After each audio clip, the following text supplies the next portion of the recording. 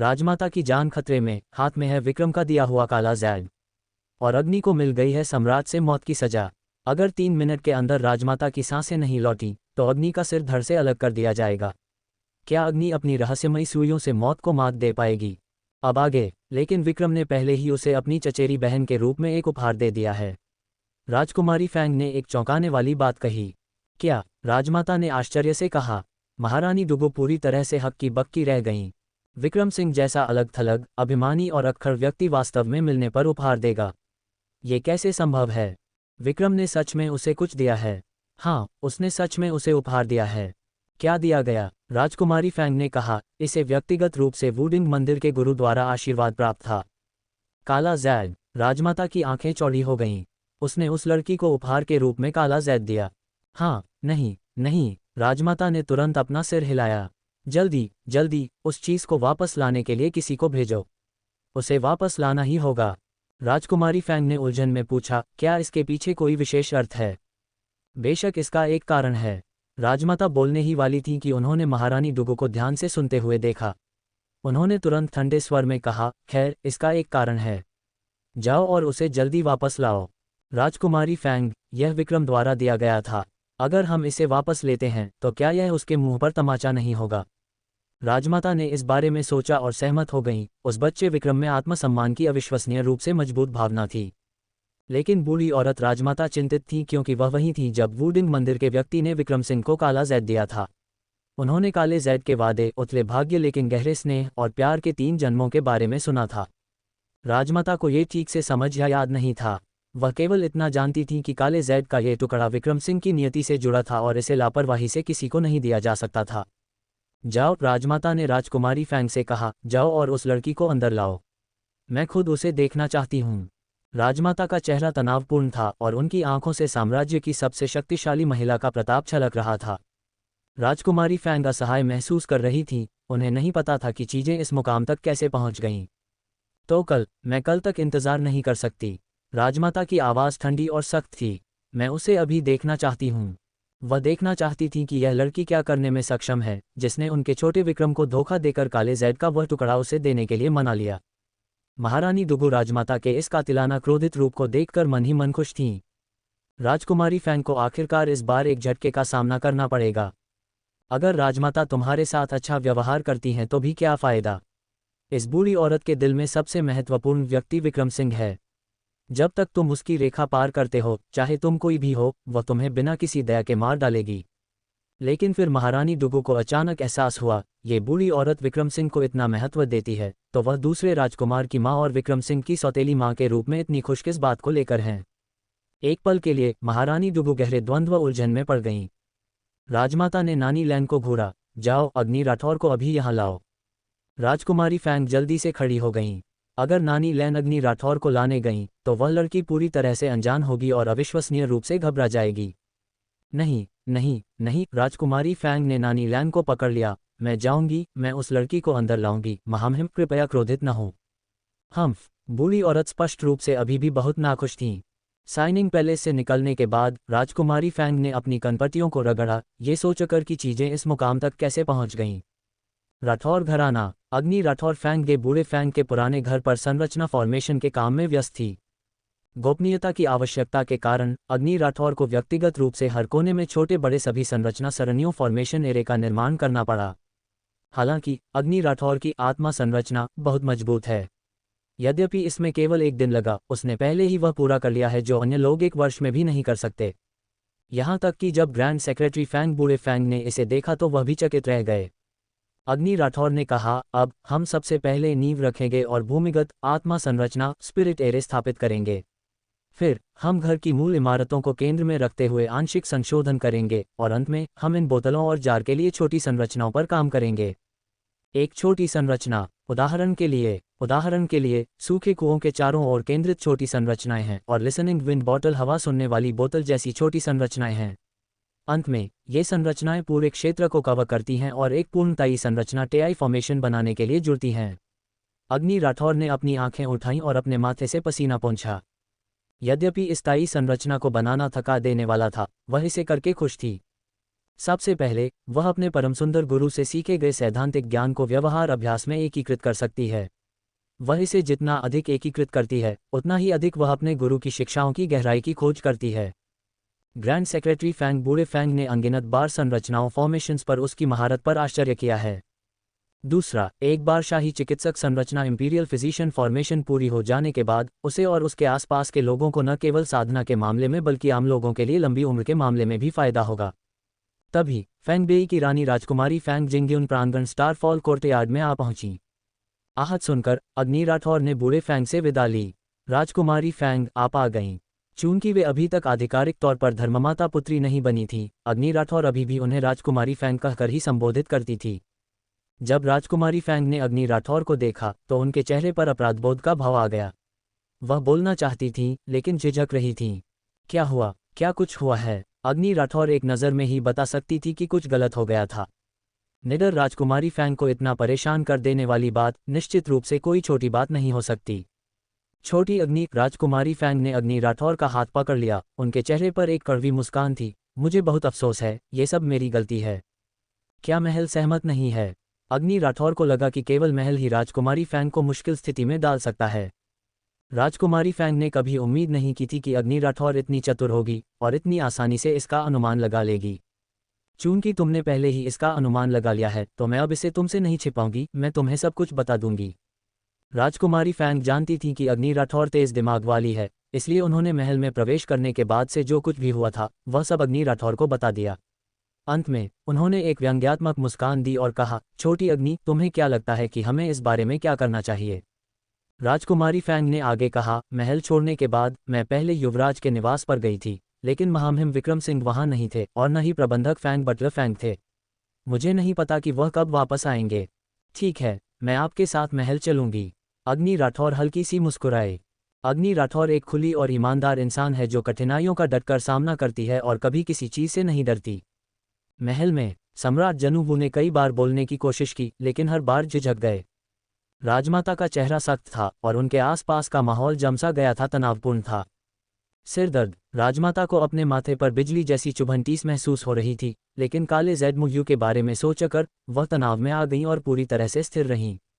इसके कारण राजमाता का मूड और खराब हो गया। पूरा चीनिंग पैलेस शांत था। बाहर नौकरों ने भी अपनी गति धीमी कर दी और जोर से सांस लेने की भी हिम्मत नहीं की। राजमाता के अच्छे स्वभाव से मूर्ख मत बनिए, वह अक्सर क्रोधित नहीं होती हैं, लेकिन एक बार जब वह क्रोधित हो जाती हैं तो कोई दया नहीं होती। ये हमेशा से ही सिंह परिवार शाही परिवार का अंदाज रहा है। राजमाता ऐसी हैं, सम्राट जनू वो ऐसे हैं और विक्रम सिंह भी बिल्कुल वैसा ही है। अचानक बाहर एक हल्के कदमों की आहट सुनाई दी। बिना किसी को उनके आगमन की घोषणा करने की आवश्यकता के राजकुमारी फैंग अग्नि राठौर को अंदर ले आईं। आसपास का क्षेत्र प्रभावशाली था और माहौल भारी था, मानो तापमान हिमांक फ्रीजिंग पॉइंट तक गिर गया हो। शानदार वस्त्र पहने और सोने का मुकुट धारण किए हुए राजमाता सीधे, सख्त और बिना मुस्कुराए बैठी थीं और उनसे अधिकार और ठंडक कठोरता की आभा छलक रही थी। सम्राट जनूवू राजमाता के बगल में बैठे थे, जो राजसी और गंभीर दोनों लग रहे थे। महारानी डुगू का हाव भाव भी उतना ही गंभीर था, लेकिन उनकी आंखों में कभी कभी दूसरों के दुख में खुशी शादनफ्रॉयड की झलक आ जाती थी। 3 दरबारों द्वारा संयुक्त सुनवाई। जब अग्नि राठौर ने अंदर प्रवेश किया तो उसके दिमाग में सबसे पहला विचार यही आया, महामहिम सम्राट को प्रणाम, राजमाता को प्रणाम, महारानी को प्रणाम। अग्नि राठौर ने अपने घुटने मोड़े, लेकिन घुटने टेककर पूरी तरह से नहीं झुकी। केवल ये हाव भाव रवैया ही राजमाता को अप्रसन्न करने के लिए काफी था। कितनी कुलीन घमंडी युवा महिला है, वह मेरे और महामहिम के सामने घुटने भी नहीं टेकती, राजमाता ने उपहास किया। राजकुमारी फैंग के जाने के बाद महारानी डुगू ने बाहर चल रही उन सभी अफवाहों को हवा देने का अवसर ले लिया था जो अग्नि राठौर को बदनाम कर रही थीं। महारानी डुगू को इतना सब कुछ इसलिए पता था क्योंकि वह और काव्या स्वर्णिका जुओ किंगलुंग एक ही संप्रदाय सेक्ट से थीं। जब काव्या स्वर्णिका को नीलांबर महल बिलो पैलेस द्वारा शिष्या के रूप में लिया गया था, तब महारानी डुगू ने बहुत प्रयास किए थे। राजमाता अब अग्नि राठौर को और भी अधिक नापसंद करती हैं और उसे अहंकार से केवल आधे घुटने टेकते हुए देखकर उनका गुस्सा और भड़क उठता है। राजमाता के गुस्से का सामना करते हुए अग्नि राठौर मन ही मन कड़वाहट से मुस्कुराए। उस समय वह एक बाल कौतुक असाधारण बच्ची चाइल्ड प्रोडिजी थी और राजमाता के सामने घुटने नहीं टेकती थी, लेकिन अब राजमाता उस बात का बतंगड़ बना रही हैं। मुझे आश्चर्य है कि राजमाता मुझे यहाँ क्यों लाई हैं। अग्नि राठौर ने चतुराई से विषय बदल दिया। मैंने सुना है तुम्हारे पास काले जैद का एक टुकड़ा है। बूढ़ी औरत राजमाता ने बात को घुमाया फिराया नहीं और सीधे मुद्दे पर आ गईं। हाँ, क्या ये किसी का उपहार था? हाँ, क्या हो अगर मैं तुम्हें इसे बाहर निकालने वापस करने के लिए कहूँ? राजमाता की आंखें ठंडक से भरी थीं। महामहिम राजमाता, मैं भयभीत हूँ। आप जो भी कहेंगी मैं वही करूँगी। अग्नि राठौर ने अपना सिर नीचे किया, दोनों हाथों में काले जैद को पकड़े हुए और उसे अपने सिर से ऊपर उठाया। अग्नि राठौर के इस कृत्य ने तुरंत वहां मौजूद सभी लोगों को चौंका दिया। ये वह चीज थी जिसे महामहिम विक्रम ने दिया था, ऐसी चीज जिसके लिए अनगिनत लोग जान तक दे सकते हैं, और उसने बस उसे ऐसे ही लौटा दिया। राजमाता ने काले जैद के उस टुकड़े को घूरा, ये तय नहीं कर पा रही थी कि खुश हो या क्रोधित। अच्छी खबर यह है कि हम काले जैद को वापस पा सकते हैं। क्रोधित करने वाली बात यह है कि यह लड़की विक्रम द्वारा दिए गए उपहार को बिल्कुल भी महत्व नहीं देती है। अचानक राजमाता का सिरदर्द अचानक एक गुब्बारे की तरह फट पड़ा। वह आश्चर्य दर्द से चिल्लाईं, दोनों हाथों से अपना सिर पकड़ लिया और दर्द के कारण उनके चेहरे से ठंडा पसीना बहने लगा। महारानी डुगू ने इतनी तेजी से प्रतिक्रिया दी। उन्होंने अग्नि राठौर की ओर इशारा किया, तुम छोटी अशिष्ट लड़की, तुम्हारी हिम्मत कैसे हुई? तुमने राजमाता को बीमार कर दिया है। अगर उन्हें कुछ भी होता है तो अपने सिर जान की खैर मनाना। रक्षकों, इसे गिरफ्तार करो और इसे इसके भाग्य का इंतजार करने के लिए जेल में डाल दो। इस समय पूरा कक्ष हॉल अराजकता में था, क्योंकि राजमाता का पूरा शरीर कांप रहा था, उनके पूरे शरीर में ऐंठन हो रही थी और उनके सिर की हालत विशेष रूप से गंभीर थी। उनके मुंह से झाग निकल रहा था और उनकी पुतलियां बाहर की ओर घूम रही थीं। उनकी हालत बेहद गंभीर थी। इस समय 2 और रक्षक अग्नि राठौर को पकड़ने के लिए आगे आए। अग्नि राठौर की आंखों में एक ठंडी चमक आ गई। अगर उसे इस समय गिरफ्तार कर लिया गया तो राजमाता गंभीर खतरे में होंगी, यदि वह मर गईं तो वह अग्नि खुद भी बर्बाद हो जाएगी। अग्नि राठौर जानती थी कि राजकुमारी फैंग उसे नुकसान नहीं पहुंचाएंगी, इसलिए राजमाता की आज की बीमारी केवल उसका अग्नि का दुर्भाग्य था। राजमाता को बचाना अब खुद को बचाने के बराबर है। ये सोचकर अग्नि राठौर ने अचानक उसे पकड़े हुए दोनों रक्षकों को दूर धकेल दिया और एक पल में वह राजमाता के सामने थी। वह दहाड़ी, इतनी जल्दी मत करो, रास्ते से हटो, राजमाता की हवा रास्ता मत रोको। जैसे ही उसने बात की, अग्नि राठौर ने अपने हाथों से दूसरों को बाहर की ओर धकेला। स्प्लैश, छपाक, इकट्ठा हुए महल की सभी दासियों और नानी दाई को अग्नि राठौर ने छपछपाते पानी की तरह अलग कर दिया। अग्नि राठौर की आवाज़ अविश्वसनीय रूप से आधिकारिक आदेशात्मक थी, इतनी अधिक कि इससे पहले कि कोई प्रतिक्रिया कर पाता उन्हें एक तरफ धकेल दिया गया। वे गिर पड़े और चकित रह गए, यहाँ तक कि राजमाता के बगल में खड़ी बूढ़ी नानी लैन भी नीचे गिर गईं। तुम, महारानी डुगू आग बबूला थीं। रक्षकों, अग्नि राठौर को पकड़ लो, वह राजमाता को मारने की कोशिश कर रही है। राजकुमारी फैंग लगभग आग बबूला हो गई थीं। यह महारानी डुगू फायदे से ज्यादा मुसीबत हैं, वह हमेशा परेशानी खड़ी करने वाली होती हैं। बिना कुछ सोचे समझे राजकुमारी फैंग ने अपना हाथ घुमाया और महारानी डुगू के चेहरे पर एक जोरदार थप्पड़ जड़ दिया। अपना मुंह बंद रखो। वूश, वहां मौजूद हर कोई पूरी तरह से स्तब्ध रह गया। हे भगवान, वह महारानी हैं, महारानी जो सदाचार और शालीनता की प्रतिमूर्ति हैं। महारानी डुगू, जिनका मातृकुल मायका अपने चरम पर था। राजकुमारी फैंग ने वास्तव में उनके चेहरे पर थप्पड़ मार दिया था। महारानी डुगू खुद भी इस प्रहार से स्तब्ध थीं। उन्होंने अविश्वास में राजकुमारी फैंग को घूरा। तुम्हारी हिम्मत कैसे हुई, तुम्हारी हिम्मत कैसे हुई, तुमने मुझे मारने की हिम्मत की? राजकुमारी फैंग ने उन्हें झिड़कते हुए कहा, राजमाता इतने खतरे में थी और तुमने फिर भी विरोधियों को खत्म करने के लिए इस अराजकता का फायदा उठाया। क्या एक महारानी को ऐसा ही करना चाहिए? मेरे पास तुमसे बहस करने का समय नहीं है। राजमाता को बचाने के बाद मुझे कोई परवाह नहीं कि महामहिम मुझे क्या सजा देते हैं। अब अगर तुमने एक भी शब्द और कहा तो मैं तुम्हारी जान ले लूंगी। जब उन्होंने आखिरी वाक्य कहा तो राजकुमारी फैंग महारानी को घूर रही थीं। वह खौफनाक नज़र, वह बर्फीली आभा सीधे दिल को चीर गई। महारानी डुगू को अपनी छाती में जकड़न महसूस हुई। वह राजकुमारी फैंग से और भी अधिक नफरत करने लगी, लेकिन वह ये भी बहुत अच्छी तरह से जानती थी कि अगर उन्होंने इस मोड़ पर फिर से कोई तमाशा खड़ा किया तो महामहिम उनके पक्ष में खड़े नहीं होंगे। सम्राट जनू वो एकमात्र भक्त पुत्र थे। राजमाता को इस तरह देखकर वह पूरी तरह से स्तब्ध रह गए, उनका दिमाग सुन्न हो गया और वह घबरा गए थे। शाही चिकित्सक कहाँ हैं? चूंकि मुख्य चिकित्सक कहाँ हैं? सम्राट जनूबू ने बाहर की ओर चिल्लाकर कहा। महल की दासियां और हिजड़े किन्नर घबराहट में बाहर की ओर भागे, जो चिकित्सक की तलाश में हर दिशा में फैल गए। इस समय अग्नि राठौर के हाथ में चांदी की सुइयों की एक पंक्ति दिखाई दी। सिजल, अग्नि राठौर ने अपने दाहिने हाथ में एक सुई पकड़ी और अपने बाएं हाथ से राजमाता का बाहरी लबादा फाड़ खोल दिया। तुम क्या कर रही हो? सम्राट जनूवू ने अग्नि राठौर को घूरा और उनका भयानक आभामंडल फूट पड़ा। अगर कोई और होता तो वे शायद डर के मारे कांप रहे होते और घबरा गए होते। हालांकि अग्नि राठौर ने शांति से सम्राट जनूवू को घूरा और शांति से उन्हें तथ्य बताए, राजमाता की स्थिति बहुत गंभीर है। अगर मैं कुछ नहीं करती तो वह 3 मिनट के भीतर मर जाएंगी। अगर मैं सुइयों का उपयोग करती हूँ तो मैं उनके जीवन को 1/4 घंटे 15 मिनट तक बढ़ा सकती हूँ। तो महामहिम, आप चुनाव करें। यद्यपि बूढ़ी औरत राजमाता उसे पसंद नहीं करती थी, लेकिन खुद को बचाने के लिए अग्नि राठौर के पास कदम उठाने के अलावा कोई विकल्प नहीं था। इसके अलावा अग्नि राठौर जानती थी कि बूढ़ी औरत राजमाता का विक्रम सिंह के साथ अच्छा रिश्ता था। अगर विक्रम सिंह को पता चला कि वह चुपचाप खड़ी रही और उसने किसी को मरते हुए देखा तो चीजें वास्तव में बहुत भयानक हो जाएंगी। सम्राट जनूवू की छाती जोर से ऊपर नीचे हुई, वह अग्नि राठौर के शब्दों से स्तब्ध रह गए थे। 3 मिनट, हाँ, अब केवल 2 मिनट और 50 सेकंड बचे हैं। तुम जमीन पर लेटी ऐंठन से तड़प रही, वह उनकी माँ थी। तुम जो कह रही हो उसकी गारंटी कैसे दे सकती हो?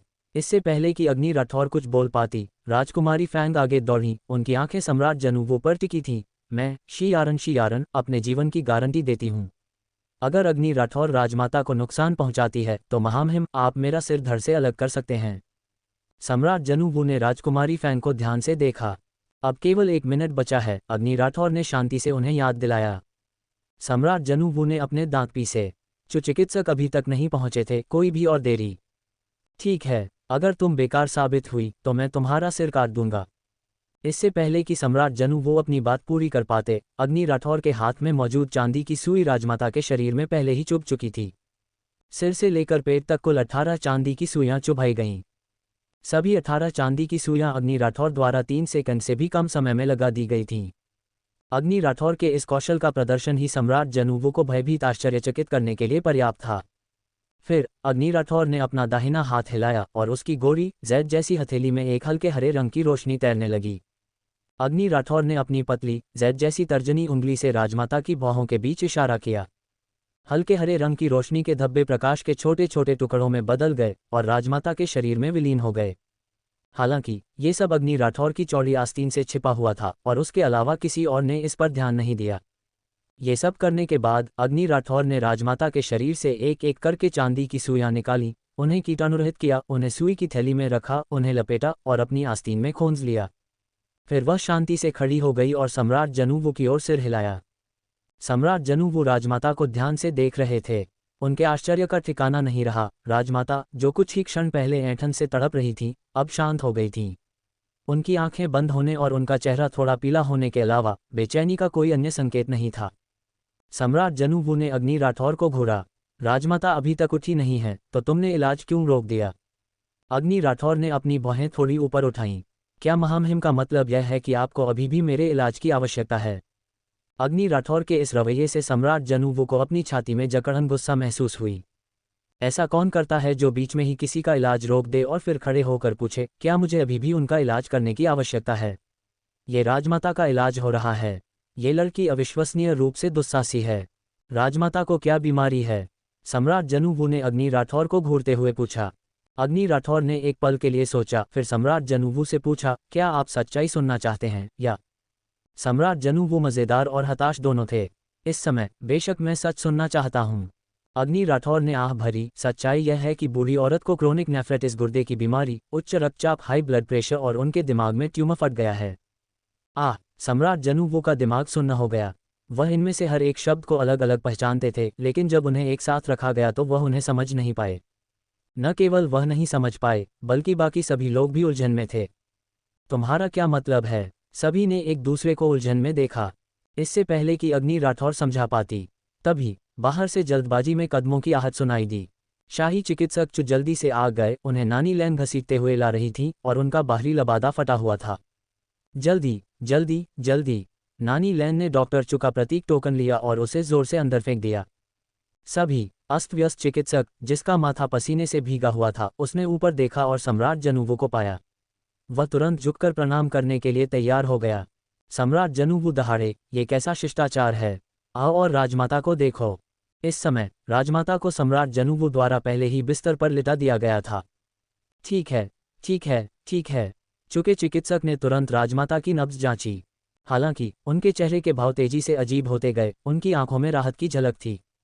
15 मिनट बाद उन्होंने आखिरकार राजमाता का हाथ छोड़ दिया। सम्राट जनूवू ने घबराहट में पूछा, राजमाता कैसी हैं? चिकित्सक के भाव जटिल और द्वंद्वग्रस्त थे, वह बोलने में झिझक रहे थे, मानो वह कुछ कह नहीं सकते। मुझे सच बताओ, वास्तव में क्या हुआ था? सम्राट जनूवू ने चिकित्सक को घूरा, उनकी बाहें सिकुड़ी हुई थीं और उनका लहजा भी बहुत अप्रिय था। राजमाता अभी भी बिस्तर पर लेटी हुई हैं, उनका भाग्य अज्ञात है। महामहिम, चिकित्सक ने एक पल के लिए सोचा और कहा, संक्षेप में, राजमाता की बीमारी क्रोनिक किडनी रोग गुर्दे की बीमारी का फिर से उभरना है, जिससे उनके मस्तिष्क में रक्तचाप ब्लड प्रेशर बढ़ गया, उनके मस्तिष्क में खून का थक्का जम गया और सेरेब्रल हेमरेज मस्तिष्क में रक्तस्राव हो गया। सम्राट जनूवू ने कहा, क्रोनिक नेफ्राइटिस के साथ उच्च रक्तचाप और मस्तिष्क में ट्यूमर का फटना। हाँ हाँ हाँ, चिकित्सक ने जोर से सिर हिलाया। ब्रेन ट्यूमर, मस्तिष्क में खून का थक्का, क्या ये सिर्फ एक ब्रेन ट्यूमर नहीं है? महामहिम मेधावी हैं, बिल्कुल यही है। सम्राट जनूवू ने चुपचाप अग्नि राठौर की ओर देखा। मुझे उम्मीद नहीं थी कि इस लड़की में वास्तव में कुछ कौशल होंगे। चूंकि चिकित्सक ने कहा, राजमाता की बीमारी अचानक और भयंकर रूप से आई, ये बहुत गंभीर है, लेकिन इसके बारे में कुछ बहुत अजीब बात है। क्या आप सभी ने अनुमान लगाया कि अध्याय के शीर्षक के बाद संख्याएं क्यों हैं? हाँ, यह मुझे याद दिलाने के लिए है कि मैंने आज कौन सा अध्याय अपडेट किया है। आपका क्या मतलब है? सम्राट जनूवू ने उसे घूरा। चिकित्सक ने कहा, महामहिम, यह उच्च रक्तचाप हाई ब्लड प्रेशर के कारण होने वाले क्रोनिक नेफ्राइटिस गुर्दे की बीमारी का मामला है, जिससे ब्रेन ट्यूमर फट गया है और भारी रक्तस्राव हुआ है। इस तरह की बीमारी बहुत अचानक होती है और इसके कारण मतली, उल्टी, सिर दर्द, ऐंठन, दौरे पड़ना, मरोड़ हो सकते हैं। बीमारी की शुरुआत से लेकर मृत्यु तक ये निश्चित रूप से 5 मिनट से अधिक नहीं लेगा। अभी जब मैंने उनकी नब्ज जांची तो मैंने देखा कि राजमाता के मस्तिष्क में हेमाटोमा, खून का थक्का फट गया था, जिससे भारी रक्तस्राव हुआ था। ये स्पष्ट रूप से एक बहुत ही खतरनाक स्थिति थी, लेकिन राजमाता वास्तव में 20 मिनट तक जीवित रहीं और अब उन्हें न तो मतली हो रही है और न ही उल्टी, और बिल्कुल भी ऐंठन नहीं है। चिकित्सक उलझन में लग रहा था, ये सही नहीं है। मेरे कई वर्षों के चिकित्सा अनुभव के आधार पर यह असंभव है। जरूर कुछ गड़बड़ है। जहां चिकित्सक उलझन में था, वहीं हर कोई पहले से ही अग्नि राठौर को देख रहा था। महारानी दुगो का चेहरा बेहद बदसूरत गुस्सैल हो गया था। चिकित्सक के शब्दों ने अप्रत्यक्ष रूप से अग्नि राठौर के चिकित्सा कौशल को साबित कर दिया था।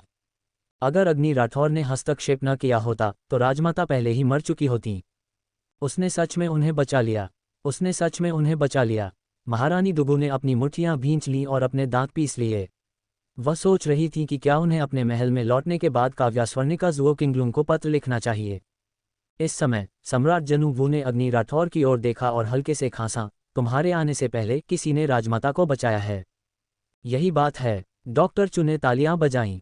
हाँ, ये स्पष्ट करता है कि राजमाता का हेमाटोमा भड़क उठा, फिर भी वह सुरक्षित क्यों है? ये व्यक्ति वास्तव में अद्भुत है। क्या वह बहुत सक्षम है? चिकित्सक का चेहरा उत्साह से चमक उठा। बेशक, इस विशेषज्ञ का चिकित्सा कौशल वास्तव में अद्भुत है। अगर मैं गलत नहीं हूं तो वे मेरे कौशल को भी मात दे देंगे। एक पल के लिए चारों ओर सन्नाटा छा गया। सभी ने चुपचाप अग्नि राठौर को घूरा। चिकित्सक ने वास्तव में कहा कि अग्नि राठौर का चिकित्सा कौशल उनसे बेहतर था। ये कैसे हो सकता है? चिकित्सक ने सम्राट जनूवू की ओर देखा और कहा, महामहिम, अभी कदम किसने उठाया था? जल्दी कीजिए, राजमाता को बचाने के लिए उस विशेषज्ञ को यहाँ लाइए। सभी ने उलझन से चिकित्सक चू को देखा। आप चिकित्सक चू हैं, सर्वश्रेष्ठ शाही चिकित्सक। किसी और से पूछने के बजाय आपका उपयोग क्यों न किया जाए? ये कैसी बातें कर रहे हैं आप? सम्राट जनूवू ने उदास गंभीर भाव से चिकित्सक चू को घूरा। आप राजमाता को नहीं बचा सकते। अल्केमिस्ट, औषधि निर्माता अत्यंत उच्च दर्जा रखते हैं। यहाँ तक कि सम्राट जनूवू भी चिकित्सक पर अपना आपा खोने की हिम्मत नहीं करेंगे। भले ही वह क्रोधित होते, वह केवल अपने चेहरे पर एक उदास गंभीर भाव ही रख सकते थे। चिकित्सक चू कड़वाहट से मुस्कुराए, महामहिम, राजमाता को मस्तिष्क में चोट लगी है। हमें मस्तिष्क के तने ब्रेनस्टेम को नुकसान पहुंचाए बिना उस खून के थक्के को जल्द से जल्द निकालना होगा।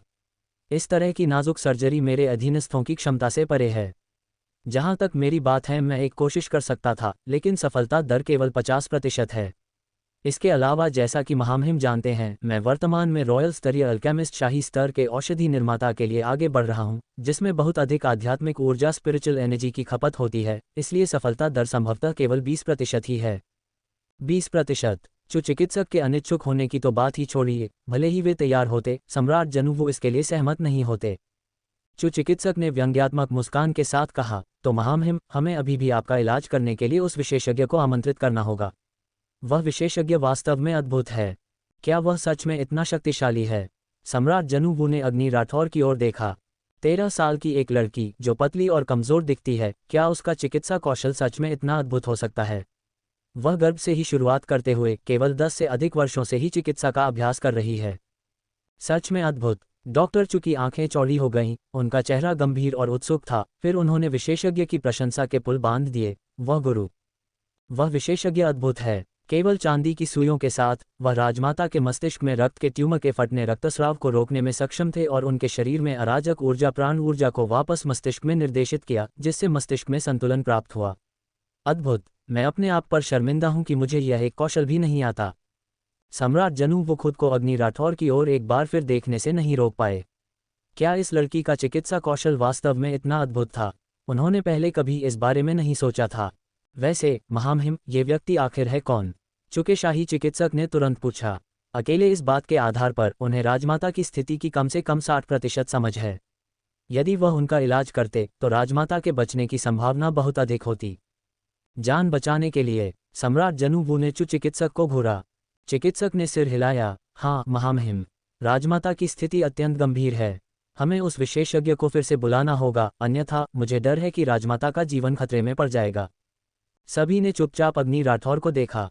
यदि चु चिकित्सक ने जो कहा वह सच है, तो अग्नि राठौर का चिकित्सा कौशल वास्तव में आश्चर्यजनक है। चिकित्सक अभी भी आहें भर रहा था। ऐसा गुरु विशेषज्ञ निश्चित रूप से एक बुजुर्ग और अत्यधिक सम्मानित व्यक्ति होना चाहिए, है ना? वह कौन हो सकता है? क्या ये बूढ़े बाबा एल्डरबा हो सकते हैं? क्या बूढ़े बाबा राजधानी लौट आए हैं? सम्राट जनूवू ने अपना सिर हिलाया। बूढ़े बाबा नहीं, तो फिर कौन हो सकता है?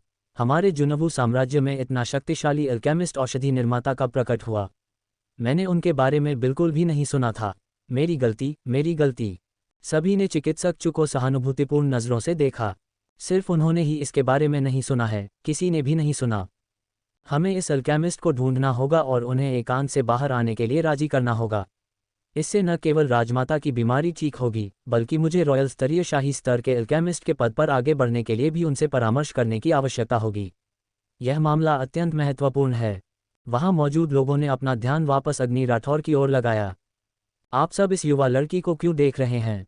क्या वह? चिकित्सक को यह बहुत अजीब लगा। आप सब इस लड़की को क्यों घूर रहे हैं? क्या ऐसा हो सकता है कि वह? सभी ने सिर हिलाया। ये वास्तव में यही युवा लड़की है चुयलिंग, आप गलत नहीं हैं। चूंकि चिकित्सक अग्नि राठौर के पास पहुंचे और उत्साह से पूछा, युवा महिला, आपके बुजुर्ग गुरु कहाँ हैं? क्या आप उनसे मिलने के इच्छुक होंगी? अग्नि राठौर की साफ सुंदर आंखों में एक मासूम उलझन का भाव आ गया। मेरे परिवार के बुजुर्ग गुरु? चिकित्सक चु उनसे क्यों मिलना चाहते हैं? डॉक्टर चु ने अग्नि राठौर को फुसलाया। छोटी लड़की, तुम्हारे बुजुर्ग अत्यधिक सम्मानित हैं, इसलिए ये सामान्य है कि वे बाहरी लोगों से नहीं मिलते हैं। जब तुम वापस जाओ तो कृपया उन्हें बताना कि चुजोहू से चुफीरान उनसे मिलने का अनुरोध करते हैं। अग्नि राठौर। चिकित्सक कड़वाहट से मुस्कुराए। युवा महिला, ऐसा बयान? राजकुमारी फैंग ने उन्हें सही समय पर टोक दिया। डॉक्टर चो, आपने गलत अनुमान लगाया। अभी अभी जिसने कदम उठाया वह अग्नि के गुरु बुजुर्ग नहीं थे, बल्कि खुद अग्नि थी। चुएलिंग पल भर के लिए स्तब्ध रह गए। खुद से उनका क्या मतलब था? लेकिन बहुत जल्द। आपने क्या कहा? डॉक्टर चु लगभग उछल पड़े। उनकी आंखें राजकुमारी फैंग पर टिकी थीं। आप कह रही हैं कि जिसने अभी अभी राजमाता को बचाया वह ये लड़की थी? ये छोटी लड़की जो ऐसी दिखती है जैसे वह केवल एक किशोरी टीनेजर हो? राजकुमारी फैंग ने गंभीरता से सिर हिलाया। आपने सही सुना, ये वास्तव में आपके सामने मौजूद ये छोटी लड़की है जो केवल एक किशोरी दिखती है। यह असंभव है, डॉक्टर चु ने अविश्वास में चिल्लाकर कहा। यह कोरी बकवास है। ये छोटी लड़की केवल एक किशोरी है। भले ही उसने गर्भ से ही चिकित्सा सीखना शुरू कर दिया हो, यह बिल्कुल असंभव है कि वह केवल 10 वर्षों में इस स्तर तक पहुंच सके। उसने अभी जो तकनीक इस्तेमाल की है वह निश्चित रूप से एक रॉयल स्तरीय अल्केमिस्ट के स्तर की है। ये छोटी लड़की। डॉक्टर चु ने अग्नि राठौर को घूरा। उनकी आंखें लगभग अपने सॉकेट से बाहर आ रही थीं। क्या राजकुमारी फैंग ने अभी जो कहा वह झूठ था? अग्नि राठौर हल्की सी मुस्कुराए। वह कुछ नहीं बोली, बल्कि सीधे राजमाता के पास गई। उसकी चांदी की सुइयां पहले से ही राजमाता के माथे को भेद रही थीं। राजमाता के अनिश्चित भाग्य के साथ चिकित्सक चु के पास इतने सारे प्रश्न पूछने का समय कैसे हो सकता है? अग्नि राठौर ने उदासीनता से उनकी ओर देखा। चूंकि चिकित्सा अधिकारी चुएलिंग वह बहस करना चाहते थे, लेकिन अग्नि राठौर को कुशलता से एक्यूपंक्चर का उपयोग करते देख उन्होंने अपने सभी सवाल निगल लिए। तथ्य शब्दों से ज्यादा जोर से बोलते हैं। जैसे ही अग्नि राठौर ने अपना कदम उठाया, चुईलिंग को पता चल गया कि इस लड़की का चिकित्सा कौशल असाधारण था। अग्नि राठौर ने ऊपर देखा और चारों ओर नजर डाली, फिर सम्राट जनूवो की ओर सिर हिलाया। यहाँ बहुत सारे लोग हैं। चिकित्सक ने अग्नि राठौर को घूरा, तुम राजमाता का इलाज अभी करने वाली हो। अग्नि राठौर ने उन्हें उलझन में देखा, राजमाता की स्थिति गंभीर है। यदि समय पर उनका इलाज नहीं किया गया तो उनका जीवन खतरे में पड़ जाएगा। बेशक, जितनी जल्दी इलाज होगा उतना ही अच्छा है। तुम गारंटी देती हो कि तुम राजमाता टियो को ठीक कर सकती हो? सम्राट जनूवू ने अपनी राजसी आंखों से अग्नि राठौर को घूरा, जिससे किसी की भी रीढ़ में सिहरन पैदा हो सकती थी। अग्नि राठौर ने सम्राट जनूवू को देखा, उसका लहजा बहुत अधिक सम्मानजनक हो गया। महामहिम, राजमाता की स्थिति गंभीर है। कोई भी फार्मासिस्ट औषधि निर्माता ये सुनिश्चित नहीं कर सकता कि वे उन्हें ठीक कर सकते हैं, और इसी तरह मैं आपको ऐसी कोई गारंटी नहीं दे सकती।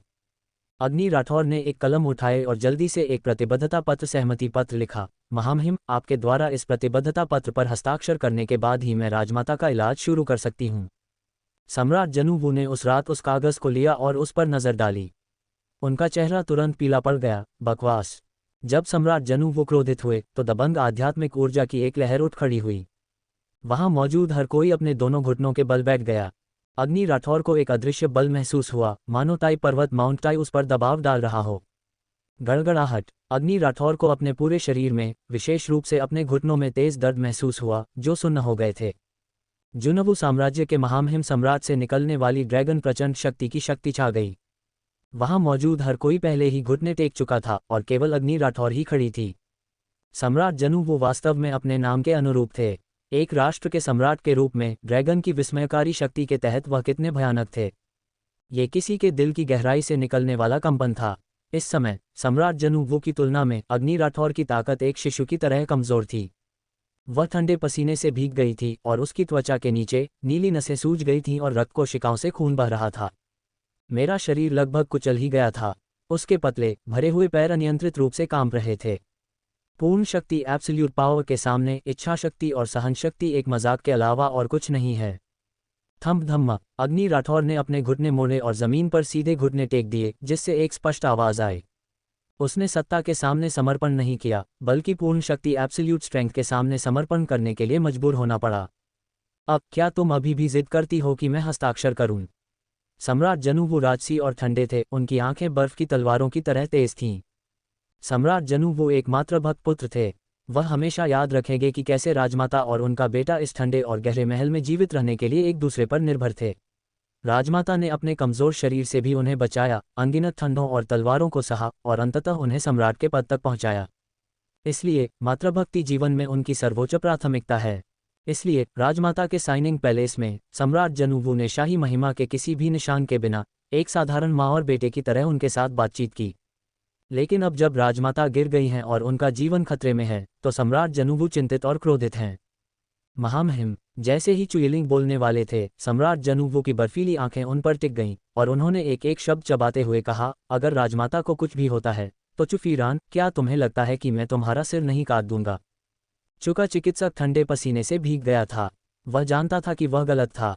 वह प्रतिदिन राजमाता की नब्ज जांचने का प्रभारी था, लेकिन हाल ही में वह रॉयल स्तरीय अल्केमिस्ट शाही स्तर के औषधि निर्माता के स्तर तक पहुंचने में व्यस्त था। इसलिए उसने यह मामला एक अधीनस्थ को सौंप दिया, जिसके कारण इतनी बड़ी चूक हो गई। सम्राट जनूवू ने अग्नि राठौर को घूरा, उनकी आंखों में एक खौफनाक चमक थी। अग्नि राठौर का माथा ठंडे पसीने से ढका हुआ था। यह एक सहज शारीरिक प्रतिक्रिया थी, जिसका विरोध करने में वह शक्तिहीन थी। लेकिन यद्यपि उसका दिल जोरों से धड़क रहा था, वह भारी सांसें ले रही थी और सम्राट जनूवू की दमनकारी आभा के तहत उसके दांत किटकिटा रहे थे। अग्नि राठौर अभी भी साष्टांग प्रणाम झुकी हुई करती रही और बोली, कृपया हस्ताक्षर करें महामहिम। सम्राट जनूवू अब बबूला थे। उन्होंने अग्नि राठौर की ओर इशारा किया, तुम्हें सच में लगता है कि मैं तुम्हें मारने की हिम्मत नहीं करूंगा? स्वर्ग के नीचे सारी भूमि राजा की है, सीमाओं के भीतर सभी लोग उसकी प्रजा हैं। वह जीवन और मृत्यु की शक्ति वाला सम्राट है। अग्नि राठौर बिना एक भी शब्द कहे जमीन पर साष्टांग झुकी हुई रही। राजकुमारी फैंग बेतहाशा घबराई हुई थीं। वह अग्नि राठौर के बगल में घुटनों के बल बैठी थीं और अब वह अपनी आवाज़ नीची कर रही थीं और अपने दांत पीसते हुए तत्काल बोली, छोटी अग्नि, बेहतर होगा कि तुम जल्दी से हाँ कह दो। राजकुमारी फैंग अग्नि राठौर के सिर पर थप्पड़ मारना चाहती थीं। यह अशिष्ट लड़की क्या सोच रही थी? यदि तुमने वास्तव में राजमाता को नुकसान पहुंचाया है तो क्या तुम्हें सच में लगता है कि यह अस्वीकरण सहमति पत्र तुम्हें जिम्मेदारी से मुक्त कर देगा? क्या महामहिम बस तुम्हारा सिर कलम करने का आदेश नहीं देंगे? हमारे सम्राट का स्वभाव जब तक क्रोधित न हो तब तक अच्छा लगता है, लेकिन जब वह क्रोधित होते हैं तो वह क्रूर और निर्णायक होते हैं, बिना किसी हिचकिचाहट के। अग्नि राठौर चुप रही। सम्राट जनूवू ने अग्नि राठौर को ध्यान से घूरा। इस अशिष्ट लड़की का जिद्दी स्वभाव बिल्कुल विक्रम सिंह जैसा ही है। तभी बिस्तर पर लेटी राजमाता को अचानक ऐंठन होने लगी। ओह नहीं, चिकित्सक ने घबराते हुए कहा। राजमाता की तबीयत बिगड़ गई है। जल्दी जल्दी महामहिम, अगर जल्द ही उनका इलाज नहीं किया गया तो उनका जीवन खतरे में पड़ जाएगा। हालांकि इससे पहले कि सम्राट जनूवू कुछ बोल पाते, अग्नि राठौर पहले ही दौड़कर आ चुकी थी और उसने तुरंत राजमाता का इलाज शुरू कर दिया था। मजाक नहीं, अभी अभी वह अपने जीवन के साथ इस अथाह अभेद्य सम्राट के धैर्य की परीक्षा ले रही थी, क्योंकि सम्राट जनूवू के अंतिम सहनशीलता स्तर का परीक्षण करके ही वह भविष्य में अधिक निश्चितता और आत्मविश्वास के साथ काम कर सकती थी। आज जैसे अवसर क्षणभंगुर होते हैं और उन्हें चूकना नहीं चाहिए। महामहिम को क्रोध के कगार पर धकेल दिया गया है। अगर वह अब पीछे नहीं हटती है तो वह बस मौत का इंतजार कर रही होगी। सम्राट जनूवू अग्नि राठौर की हरकतों से स्तब्ध रह गए और वहां हक्के बक्के खड़े रहे। ये लड़की कुछ ही क्षण पहले हार न मानने के लिए इतनी दृढ़ थी, लेकिन अब वह तुरंत पीछे हट गई है। महामहिम, किंग के लोग, वे राजमाता को प्रभावित करेंगे। ओह, अलग थलग और सर्वोच्च सम्राट जनूवू ने आश्चर्यजनक रूप से मानवीय तरीके से ओह कहा। बाद में एहसास हुआ कि उन्होंने क्या कहा था, वह अवाक रह गए। हालांकि अब जबकि सम्राट जनूवू को कुछ भी कहने की आवश्यकता नहीं है, बाकी सभी लोग पहले ही तेजी से पीछे हट चुके हैं। कौन इतने खतरनाक काम में भाग लेना चाहेगा?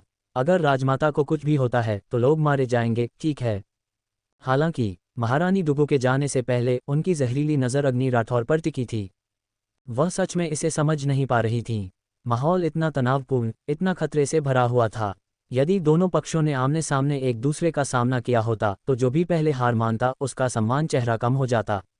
लेकिन अग्नि राठौर, वह अचानक राजमाता को बचाने के लिए बंदर की तरह कैसे उछल पड़ी, और फिर इतनी आसानी से तनावपूर्ण माहौल को कैसे शांत कर दिया।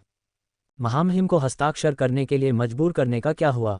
क्या तुम इस बात पर सहमत नहीं थी कि यदि तुम सहमति पत्र पर हस्ताक्षर नहीं करा पाई तो तुम इलाज नहीं करोगी? तुम्हारे स्वाभिमान को क्या हुआ? जब महारानी डुगू बाहर आई तो वह पूरी तरह से स्तब्ध थीं। भगवान जानता है कि वह कितनी उत्साहित और रोमांचित थी जब उसने अग्नि राठौर को इतनी धृष्टता से महामहिम का सामना करते देखा था। लेकिन ऐसा कैसे हुआ? अग्नि राठौर अचानक इतनी डरपोक कैसे हो गई? इसने महामहिम को अनिश्चित छोड़ दिया कि कैसे प्रतिक्रिया दें। घर के अंदर अग्नि राठौर महारानी डुगू की जटिल और उथल पुथल भरी आंतरिक दुनिया से अनजान थी। इस समय वह राजमाता की सेवा करने पर केंद्रित थी। बाकी सभी को बाहर निकाल दिया गया था। अंत में केवल अग्नि राठौर, सम्राट जनूवू और चु चिकित्सक ही बचे थे। महामहिम, चिकित्सक चो, आप भी जा सकते हैं, अग्नि राठौर ने शांति से कहा। सम्राट जनूवू ने अग्नि राठौर को घूरा। लड़की, क्या तुम्हें यकीन है? देखे जाने पर मैं अपनी आधी ताकत का ही इस्तेमाल कर सकती हूँ, अग्नि राठौर ने बिना किसी झिझक के कहा। वास्तव में वह दूसरों के सामने अपनी आध्यात्मिक शक्ति का उपयोग नहीं कर सकती, अन्यथा लोगों को ये रहस्य पता चल जाएगा कि उसके पास आध्यात्मिक शक्ति है। सम्राट जनूवू ने अग्नि राठौर को चेतावनी भरी नज़र से देखा। अगर राजमाता को कुछ भी होता है तो तुम्हें पता है कि क्या होगा? ये कहने के बाद सम्राट जनूवू चुके चिकित्सा अधिकारी के साथ चले गए। चूंकि चिकित्सक रुकना चाहते थे और देखना चाहते थे कि अग्नि राठौर राजमाता का इलाज कैसे करती है, क्योंकि वह अभी भी पूरी तरह से चकित थे। लेकिन अब वह क्या कर सकते थे जब सम्राट जनूवू चले गए थे? वह अग्नि राठौर को केवल एक खिन्न नज़र से देख सकते थे, इससे पहले कि वह आखिरकार चले गए। हर कुछ कदमों के बाद मुड़कर देख रहे थे। कमरे में केवल अग्नि राठौर बची थी। उसने पहले से तैयार की गई हेमोलिटिक पोषण रक्त विलय औषधि की एक बोतल निकाली और उसे राजमाता को दे दिया। राजमाता के मस्तिष्क का हेमाटोमा फट गया है, जिससे उनका इंट्राक्रैनियल ब्लड प्रेशर, खोपड़ी के अंदर का रक्तचाप बढ़ गया है और उनके महत्वपूर्ण लक्षण कम हो गए हैं। इसलिए अग्नि राठौर ने तुरंत अपने तुरुप के पत्ते हेमोलिटिक दवा का इस्तेमाल किया। फिर अग्नि राठौर ने अपनी दाहिनी तर्जनी बढ़ाई और राजमाता के माथे को छुआ। जैसे ही उसने वापस खींचा, राजमाता के मस्तिष्क से खून की एक गहरी रेखा बह निकली। अग्नि राठौर ने सीधे उस खून की धार को खाली चायदानी में डाल दिया। खून का थक्का भी खूनी पानी में घुल गया था, जो छोटे घाव से बह निकला था। अंत में अपनी उंगली के झटके के साथ अग्नि राठौर ने राजमाता की भौहों के बीच के छोटे से घाव को ठीक कर दिया, मानो उसे कभी छुआ ही न गया हो। दरवाजे के बाहर महारानी डुगू ने चिकित्सक चू को घूरा। लॉर्ड चू, क्या आपको यकीन है कि आप गलत नहीं हैं? क्या वह लड़की सच में चिकित्सा में इतनी कुशल है? चिकित्सक कड़वाहट से मुस्कुराए, अगर वास्तव में उसने ही पहले राजमाता का इलाज किया था तो उसका चिकित्सा कौशल वास्तव में मेरे कौशल से ऊपर है। चूंकि चिकित्सक भी एक दयालु व्यक्ति थे, ब्यूरो ऑफ मेडिसिन चिकित्सा विभाग के सर्वोच्च पदस्थ अधिकारी के रूप में उन्हें दूसरों के उनसे बेहतर चिकित्सा कौशल रखने से बहुत सावधान रहना चाहिए था। हालांकि चूंकि इस मुख्य चिकित्सक ने केवल चिकित्सा कौशल देखा, ईर्ष्या नहीं। यही कारण है कि सम्राट जनू वो उनका और भी अधिक सम्मान करते थे। साधना केवल शरीर को साधने के बारे में नहीं है, बल्कि इससे भी महत्वपूर्ण बात यह है कि मन को साधना। महारानी डुगू ने अपना रुमाल कसकर पकड़ लिया, उनकी नज़र बंद दरवाजे पर टिकी थी। अगर अग्नि राठौर राजमाता को मार देती है तो ये पक्षपाती और जिद्दी बूढ़ी औरत उसे फिर कभी परेशान नहीं करेगी और अग्नि राठौर मर जाएगी। इसलिए ईश्वरीय हस्तक्षेप से अग्नि राठौर का असफल होना तय है। महारानी डुगू ने चुपचाप बार बार खुद को इसे दोहराया। तुम क्या कर रही हो? राजकुमारी फैंग ने महारानी डुगू को घूरा। महारानी डुगू चौंक गईं, फिर जल्दी से एहसास हुआ कि क्या हो रहा था और राजकुमारी फैंग को घूरा। बेशक ये राजमाता के लिए प्रार्थना करना है। तुम्हें क्या लगता है कि मैं और क्या कर रही हूँ? मुझे लगा कि तुम राजमाता को कोस रही हो। तुम। महारानी डुगू ने राजकुमारी फैंग को घूरा, गुस्से से उनकी आंखें लगभग लाल हो गई थीं। महामहिम महारानी डुगू ने सम्राट जनूवो का लबादा पकड़ लिया, उनकी आंखों में आंसू छलक आए। क्या राजकुमारी फैंग मुझे मरने के लिए मजबूर करने की कोशिश कर रही हैं? महामहिम, आपको मेरे साथ न्याय करना होगा। उनकी साफ सुंदर आंखों में आंसू छलक आए थे, मानो वह रोने वाली हो। उनका चेहरा आंसुओं से लथपथ था, जिससे वह दयनीय लग रही थीं। अतीत में महामहिम ने शायद थोड़ी दया दिखाई होती, लेकिन अब सम्राट जनूवो को उन पर ध्यान देने में कोई दिलचस्पी नहीं थी और उन्होंने बस इतना कहा, तमाशा करना बंद करो। कहानी के भीतर महारानी डुगू राजमाता और अग्नि राठौर के प्रति और भी अधिक ईर्ष्यालु होती जा रही थीं। तभी चरमराहट, दरवाज़ा खुला। क्या हुआ? राजकुमारी फैंग ने सबसे पहले पूछा। अग्नि राठौर ने हल्का सा सिर हिलाया और अंदर जाते हुए कहा, इलाज बहुत सफल रहा।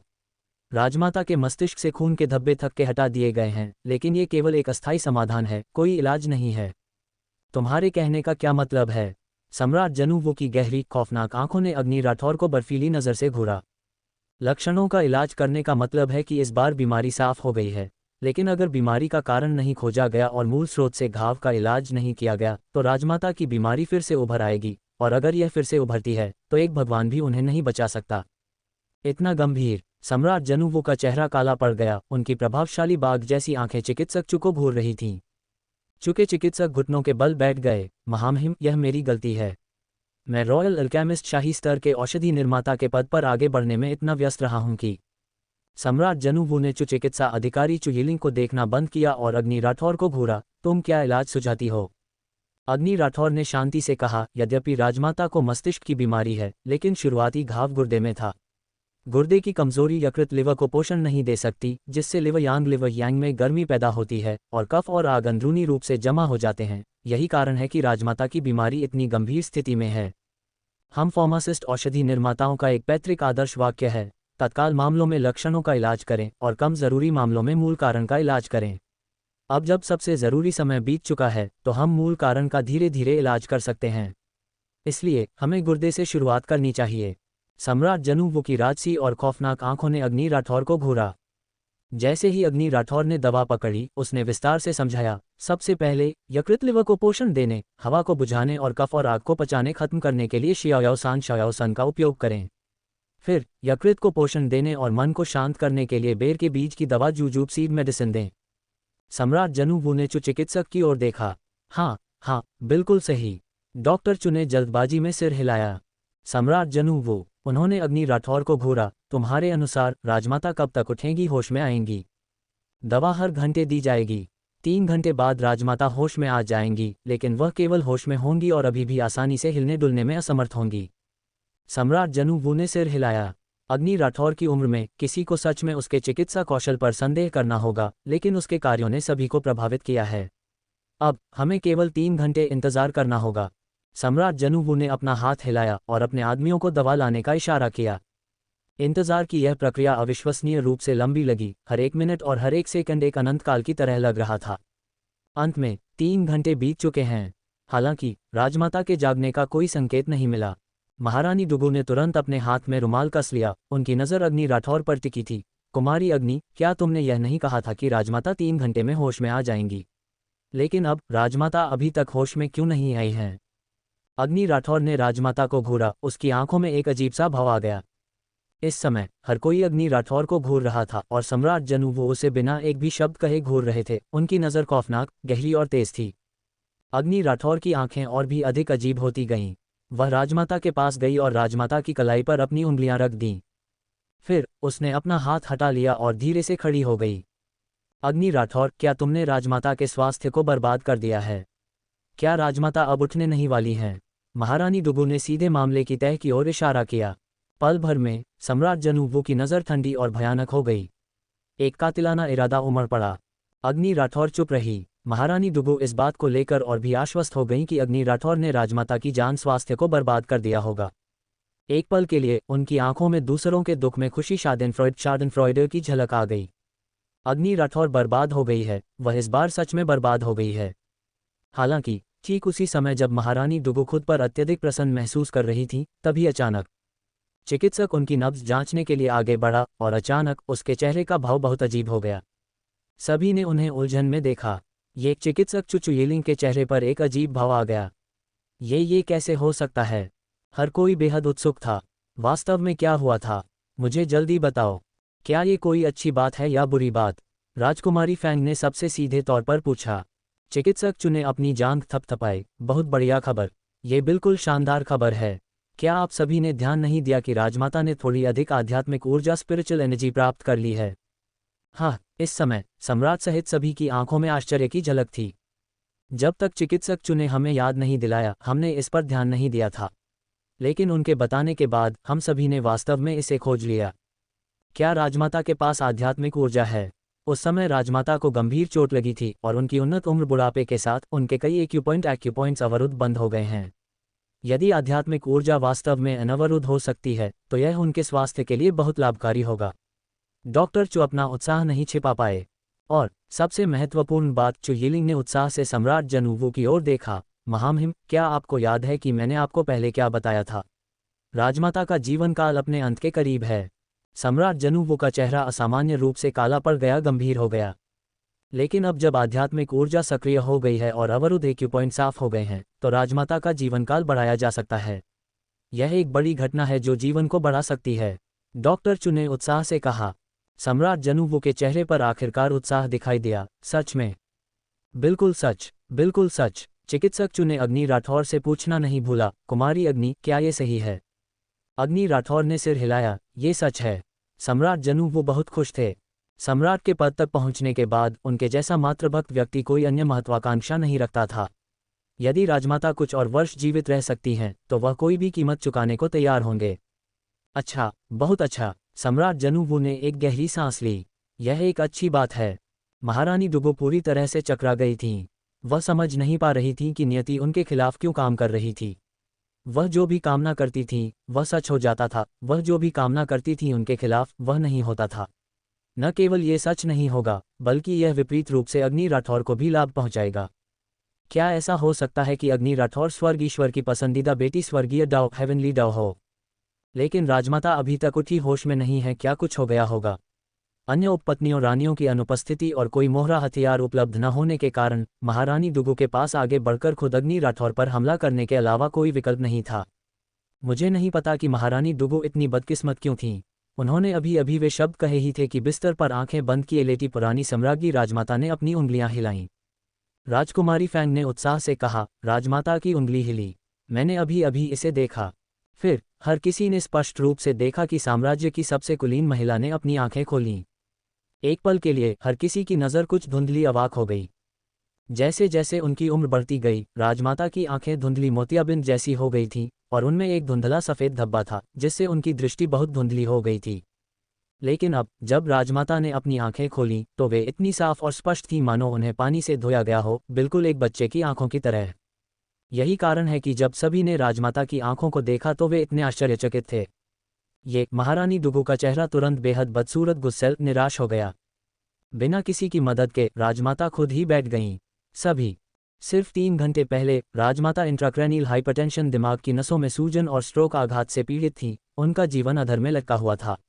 और अब वह वास्तव में अपने आप ही उठकर बैठ गई हैं। ये पूरी तरह से अविश्वसनीय है। राजमाता ने अपनी कनपट्टियों को रगड़ा, अपना सिर घुमाया और अवाक स्तब्ध भीड़ को देखा। वह भी चौंक गईं, यहाँ इतने सारे लोग क्यों हैं? माता महारानी राजमाता। सम्राट जनूवू आगे बढ़े और राजमाता का हाथ कसकर पकड़ लिया। माँ, आपको कैसा लग रहा है? क्या कुछ गलत दर्द है? राजमाता ने एक पल के लिए सोचा, असहज। नहीं, मैं काफ़ी सहज स्वस्थ हूँ। माँ, क्या आपको याद है कि कोमा बेहोशी में जाने से पहले क्या हुआ था? सम्राट जनूवू ने चिंता से पूछा। कोमा में जाने से पहले राजमाता को अचानक याद आया। उन्होंने अपना माथा थपथपाया और दर्द से चिल्ला पड़ी।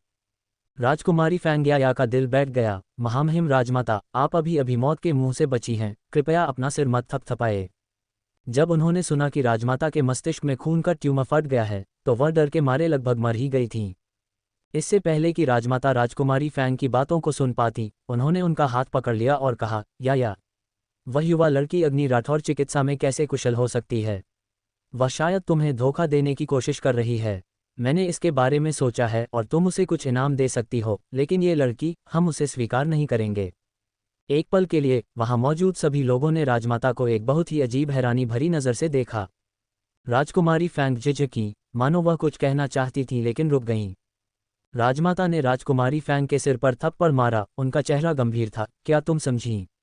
वह लड़की तुमसे झूठ बोल रही है। उसे धर्मपुत्री गोद ली हुई बेटी के रूप में स्वीकार करने की कोई आवश्यकता नहीं है। सम्राट जनूवू तुरंत निशब्द हो गए। वे हंस भी रहे थे और रो भी रहे थे। राजमाता। राजमाता ने सम्राट जनूवू को घूरा, तुम भी। मुझे पता है कि तुम अपनी बहन राजकुमारी फैंग पर लाड़ प्यार लुटाते हो, लेकिन इस बार तुम सभी को मेरी बात सुननी होगी। एक बूढ़ा बच्चा, एक बूढ़ा बच्चा, राजमाता ने कहा। उनकी आवाज़ मनोरंजन से कांप रही थी। क्या यह मनमौजी पुरानी बुद्ध ओल्ड बुद्धा बस एक बूढ़ा बच्चा नहीं है? राजकुमारी फैंग अचंभित और हताश दोनों थीं।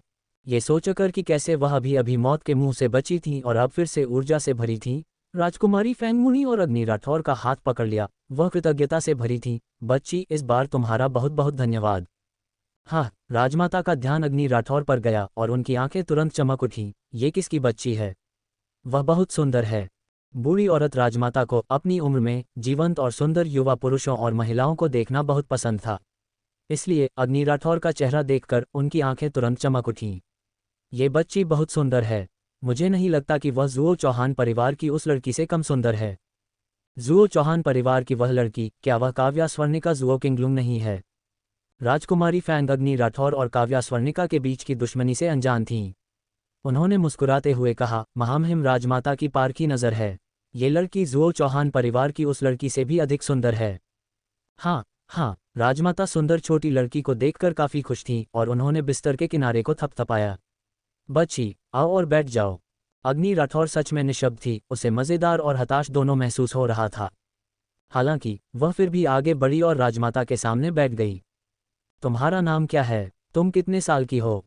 तुम किस परिवार से हो? राजमाता के स्तर पर उन्होंने अनगिनत सुंदर पुरुषों और सुंदर महिलाओं को देखा था। उनके जनानखाने हरम की 3000 सुंदरियों का तो जिक्र ही क्या, जिनमें से प्रत्येक का अपना अनूठा आकर्षण था। लेकिन मेरे सामने बैठी ये लड़की, हालांकि वह अभी पूरी तरह से बड़ी नहीं हुई है, सच में बहुत सुंदर है। और सबसे महत्वपूर्ण बात, उसकी सुंदरता आक्रामक नहीं है। ये सुलभ अपनापन महसूस कराने वाली, आरामदायक है और आपको ऐसा महसूस कराती है जैसे आप वसंत की हवा में नहा रहे हों। अग्नि राठौर मुस्कुराए। उसकी आवाज़ शांत थी। महामहिम राजमाता को जवाब देते हुए, मैं अग्नि राठौर हूँ। अग्नि राठौर फंगवू। राजमाता शुरू में स्तब्ध थीं, लेकिन उनकी सवाल पूछती नज़र राजकुमारी फैंग्याया की नज़र से मिली, जिनकी मुस्कान को बमुश्किल रोका जा सकता था। अग्नि राठौर, राजमाता ने आश्चर्य से कहा। उनकी आंखें उस पर टिकी थीं। तुम अग्नि राठौर हो? वह अग्नि राठौर जिसने या को धोखा दिया। तुम छोटी झूठी। तो ये तुम थी? अग्नि राठौर, या। राजकुमारी फैंग ने अपनी ओर इशारा किया और अग्नि राठौर समझ गई। महामहिम, आपने गलत समझा है। राजकुमारी फैंग राजमाता के बगल में बैठ गईं, उनका हाथ लिया और गंभीरता से समझाया, आपकी बीमारी इस बार बेहद खतरनाक थी। आपने लगभग अपनी जान ही गंवा दी थी। क्या आप ये जानती हैं? राजमाता ने त्योरियां चढ़ाईं, सम्राट जनूवू की ओर देखा और सम्राट जनूवू ने सिर हिलाया। क्या यह इतना गंभीर है? हाँ, यह इतना गंभीर था। यह इतनी अचानक हुआ और चिकित्सक वहां नहीं थे। ये बच्ची अग्नि ही थी जिसने आपको बचाया था, राजकुमारी फैंग ने राजमाता को समझाया। महामहिम, बच्ची अग्नि का चिकित्सा कौशल शानदार है, यहाँ तक कि चिकित्सक भी उसके सामने कुछ नहीं है ना? राजमाता ने कुछ उलझन के साथ चिकित्सक चु की ओर देखा।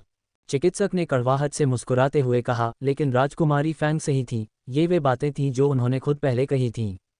इसलिए चिकित्सक ने सिर हिलाया और कहा, कुमारी अग्नि का चिकित्सा कौशल अद्वितीय है। मैं पूरी तरह से आश्वस्त हूँ और हार मानता हूँ।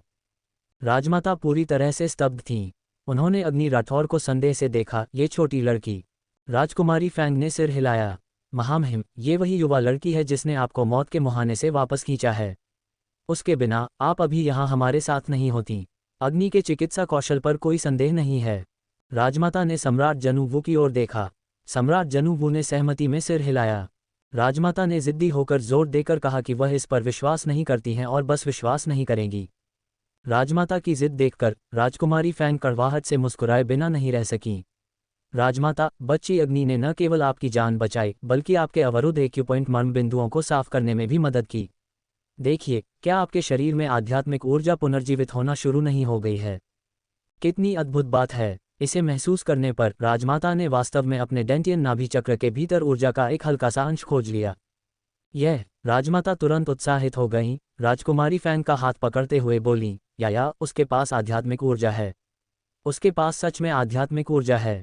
सही कहा ना? राजकुमारी फैंग मुस्कुराईं। राजमाता के सामने अग्नि राठौर की प्रशंसा करने का कोई मौका नहीं छोड़ा। हमारी छोटी अग्नि अद्भुत है, आपको नहीं लगता? राजमाता को थोड़ी शर्मिंदगी महसूस हुई जब उन्हें एहसास हुआ कि उन्होंने दूसरों के सामने उसके बारे में बुरा भला कहा था। भले ही ऐसा हो, उन्होंने घमंड से कहा, क्या जुनवू साम्राज्य के एक नागरिक के लिए जुनवू साम्राज्य की राजमाता यानी मुझे बचाना सही और उचित नहीं है? क्या उसके मन में कोई अनुचित विचार हैं? राजकुमारी फैंग को ये सुनना अच्छा नहीं लगा। ये तो स्वाभाविक है, से आपका क्या मतलब है? अगर उस समय उनका हाथ फिसल गया होता तो क्या आप, महामहिम, अभी भी यहाँ बैठकर बकवास कर रही होती? बेशक, राजकुमारी फैंग अपनी सीमाएं जानती थीं, उन्होंने केवल अपनी त्योरियां चढ़ाईं। मेरी राय में कुमारी अग्नि के राजमाता को बचाने का कारण ये था कि वह खुद को बचा रही थी। यदि राजमाता को कुछ हो जाता है तो वह जिम्मेदारी से बच नहीं पाएगी। आखिरकार राजमाता के गिरने का कारण ये था कि उसने उन्हें क्रोधित किया था। महारानी डुगु ने एक बार फिर अपनी उपस्थिति दर्ज कराई। राजमाता ने एक भारी हम किया और कहा, महारानी सही कह रही हैं। मैं उसकी वजह से क्रोधित हुई थी और मैंने अभी तक उसके साथ हिसाब भी बराबर नहीं किया है। वह मेरे साथ कृपा पक्ष पाने की कोशिश कर रही है। राजकुमारी फैंग के माथे पर नीली नसें उभर आई थीं। आप इस तरह से बहस कैसे कर सकती हैं? अग्नि राठौर हल्की सी मुस्कुराए, राजमाता सही कह रही हैं। मैंने पहले खुद को बचाने के लिए ही आपको बचाया था। अब चूंकि आप ठीक हैं और मैं भी ठीक हूं तो ये सबसे अच्छा परिणाम है। बात करते हुए अग्नि राठौर विदा लेने ही वाली थी। राजकुमारी फैंग ने अग्नि राठौर को पकड़ लिया। छोटी अग्नि, तुम बिना कुछ बताए ऐसे ही नहीं जा सकती।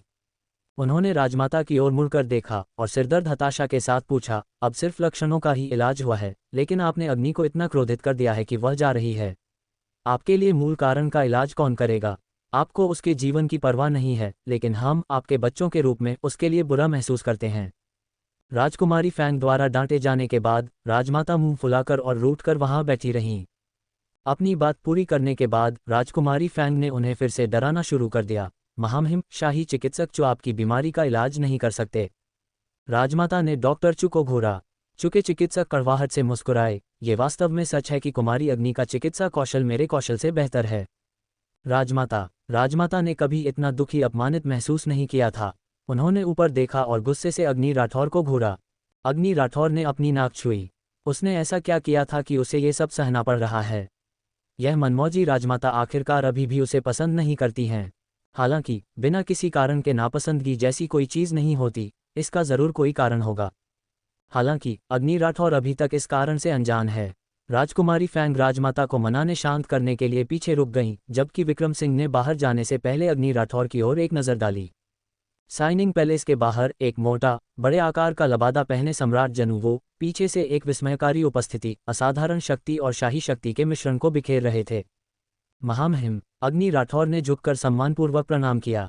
ये सम्राट जनूवो साइनिंग पैलेस में दिखने वाले सम्राट जनूवो से बिल्कुल अलग थे। शायद ऐसा इसलिए है क्योंकि महामहिम साइनिंग पैलेस में राजमाता के साथ बातचीत करने के आकस्मिक और अनौपचारिक तरीके के अभ्यस्त थे। जैसा कि अपेक्षित था, सम्राट जनूवो आधे घूमे, उनकी गहरी आंखें तलवारों की तरह तेज अग्नि राठौर पर टिकी थीं और उनकी आवाज़ बर्फ की तरह ठंडी थी। तुमने अच्छा किया। यह अग्नि के प्रति सम्राट जनूवो की स्वीकृति थी। हालांकि अग्नि राठौर को अपनी रीढ़ में सिहरन महसूस हुई और उसकी पीठ पर ठंडा पसीना छलक आया। सम्राट जनूवू ने एक कदम बढ़ाया और चले गए। जब अग्नि राठौर अभी भी अवाक सुन्न थी, मुख्य सेवक किन्न बाई उसके पास आया और उसे धीमी आवाज में याद दिलाया, कुमारी अग्नि, जल्दी करें और उनके पीछे जाएं। ओह, अग्नि राठौर को नहीं पता था कि सम्राट जनूवू कहाँ जा रहे थे या वह क्या करने की योजना बना रहे थे, लेकिन वह केवल उनके पीछे पीछे जाने की जल्दी कर सकती थी। और इस प्रकार महल में ये दृश्य सामने आया। शक्तिशाली और खौफनाक सम्राट जनूवू बड़े बड़े कदम बढ़ाते हुए आगे बढ़े। छोटी और सुंदर अग्नि राठौर छोटी अग्नि उनके ठीक पीछे पीछे चल रही थी। कुछ ही देर में अग्नि राठौर एक जेल की कोठरी के सामने पहुंच गई। जेल की कोठरी, जेल में आप क्या कर रहे हैं? हालांकि इस समय सम्राट जनूवू का भाव अनिश्चित था, उनकी नज़र खौफनाक और गहरी थी और उनका पूरा वजूद एक अथाह आभा बिखेर रहा था। अग्नि राठौर ने पूछने की हिम्मत नहीं की और वह डरपोक ही बनी रही। अंधेरे और लंबे गलियारे से चलने के बाद वे अंततः जेल के निचले हिस्से में पहुंच गए। अग्नि राठौर की याद में जेल की कोठरियां अंधेरी, नम, घुटन भरी और बदबूदार होती थीं। लेकिन उसने अपने सामने मौजूद कोठरी को ठीक पाया। ये सूखी, साफ और गंधहीन थी। यहाँ कैद किए गए लोग शाही दरबार के गंभीर अपराधी हैं। महामहिम को आते देख कई लोगों ने जटिल भावनाएं प्रदर्शित की और साष्टांग प्रणाम कोटो कौटाव करने के लिए घुटने टेक दिए। इस प्रकार जैसे जैसे सम्राट जनूवू रास्ते पर आगे बढ़े, कोठरियों के सभी कैदियों और जेल के पहरेदारों ने जमीन पर घुटने टेक दिए, साष्टांग प्रणाम किया और सम्राट जनूवू की शाही महिमा के सामने समर्पण कर दिया। अग्नि राठौर ने मन ही मन सोचा, हाँ, आखिर यह आर्यावर्त साम्राज्य का सम्राट है, सर्वोच्च शासक। वह अपनी सिर्फ एक नज़र से ही किसी की जान ले सकता है। उनके सिर्फ एक शब्द से पूरा परिवार बर्बाद और नष्ट हो सकता है। अग्नि राठौर ने खुद को संभाला और एक गहरी सांस ली। वह जानती थी कि उसकी समस्या कहाँ है। चूंकि वह आधुनिक समाज से आई समय यात्रा करके थी, इसलिए उसमें सम्राटों के प्रति विस्मय, भय और सम्मान की भावना की कमी थी। लेकिन वास्तव में यह एक राजशाही व्यवस्था है, एक ऐसी दुनिया जहां युद्ध कौशल, मार्शल आर्ट ही सर्वोच्च है। उसने हाल ही में अपनी साधना फिर से शुरू की है। सम्राट के सामने तो छोड़िए, यहाँ तक कि आम दरबारियों के सामने भी उसकी शक्ति अभी भी अपर्याप्त है। तो उसे ऐसा क्यों लगता है कि वह अपना विस्मय डर खो सकती है? ये समझ लेने के बाद अग्नि राठौर अपने आंतरिक स्वरूप के बारे में बहुत अधिक स्पष्ट महसूस करने लगी।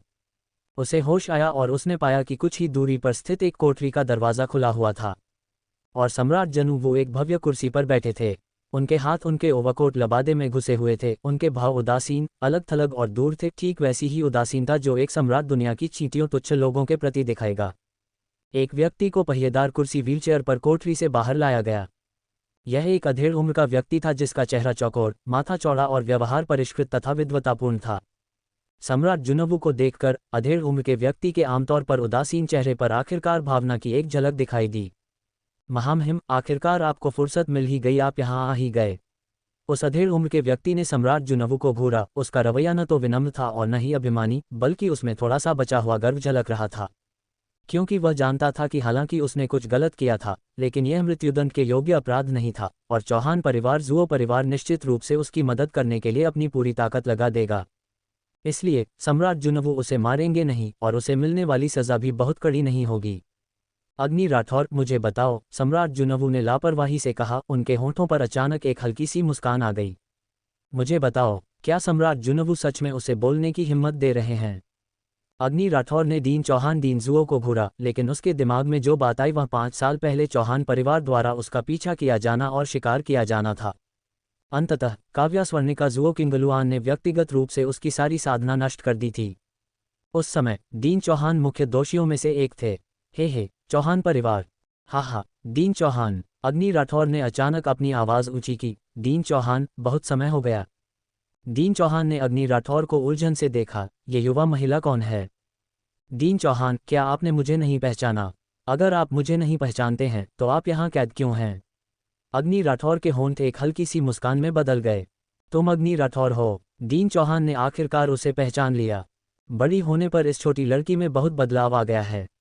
वर्तमान अग्नि राठौर 5 साल पहले की अपनी शक्ल से केवल थोड़ी बहुत ही मिलती जुलती है। ये लड़की कितनी सुंदर है। जिस पर दीन चौहान ने अग्नि राठौर को देखा, उन्हें खतरे का गहरा एहसास हुआ। उनकी काव्या स्वर्णिका ने हमेशा खुद को राजधानी की नंबर 1 सोशलाइट हस्ती माना है, चाहे वह रूप, प्रतिभा या साधना के मामले में हो। लेकिन अब जब दीन चौहान ने पहली बार अग्नि राठौर को देखा तो वह उसके रूप को देखकर स्तब्ध रह गए। आश्चर्यजनक रूप से सुंदर होने का क्या मतलब है? इतने अद्भुत होने का क्या मतलब है कि यह साम्राज्यों को गिरा सके? इतना मोहक होने का क्या मतलब है कि यह सभी प्राणियों को मंत्रमुग्ध कर सके? ये लड़की पूरी तरह से बड़ी होने से पहले ही इतनी सुंदर है, सोचिए जब वह पूरी तरह से परिपक्व हो जाएगी तो कैसी होगी।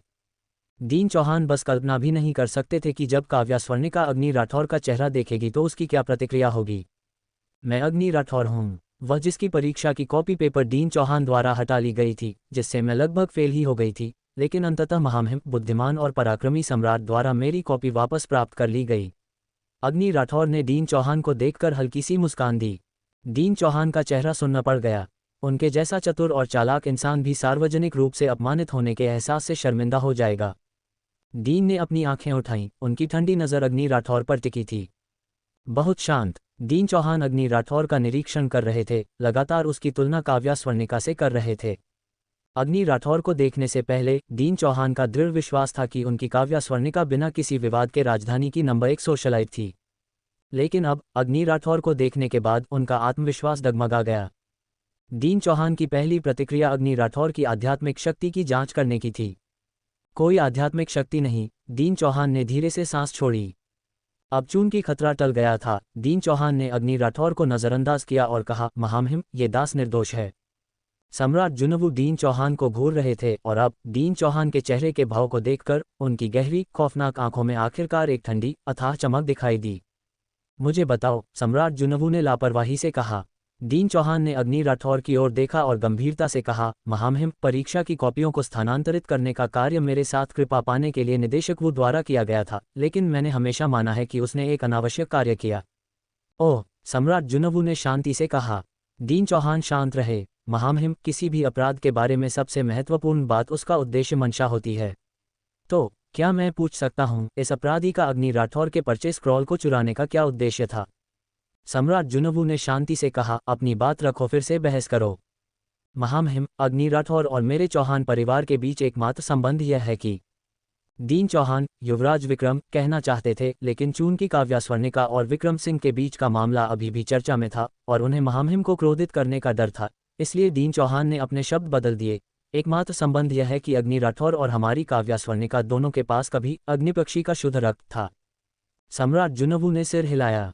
लेकिन बाद में अग्नि राठौर ने किसी कारण से अपनी आंखें शक्ति खो दी और वह अपाहिज साधना रहित हो गई, जबकि हमारी काव्या स्वर्णिका आगे बढ़ती गई और आसमान छूने लगी। अब हमारी काव्या स्वर्णिका पहले ही स्पिरिट वेनरेबल आत्मा सन्यासी के स्तर तक पहुंच चुकी है।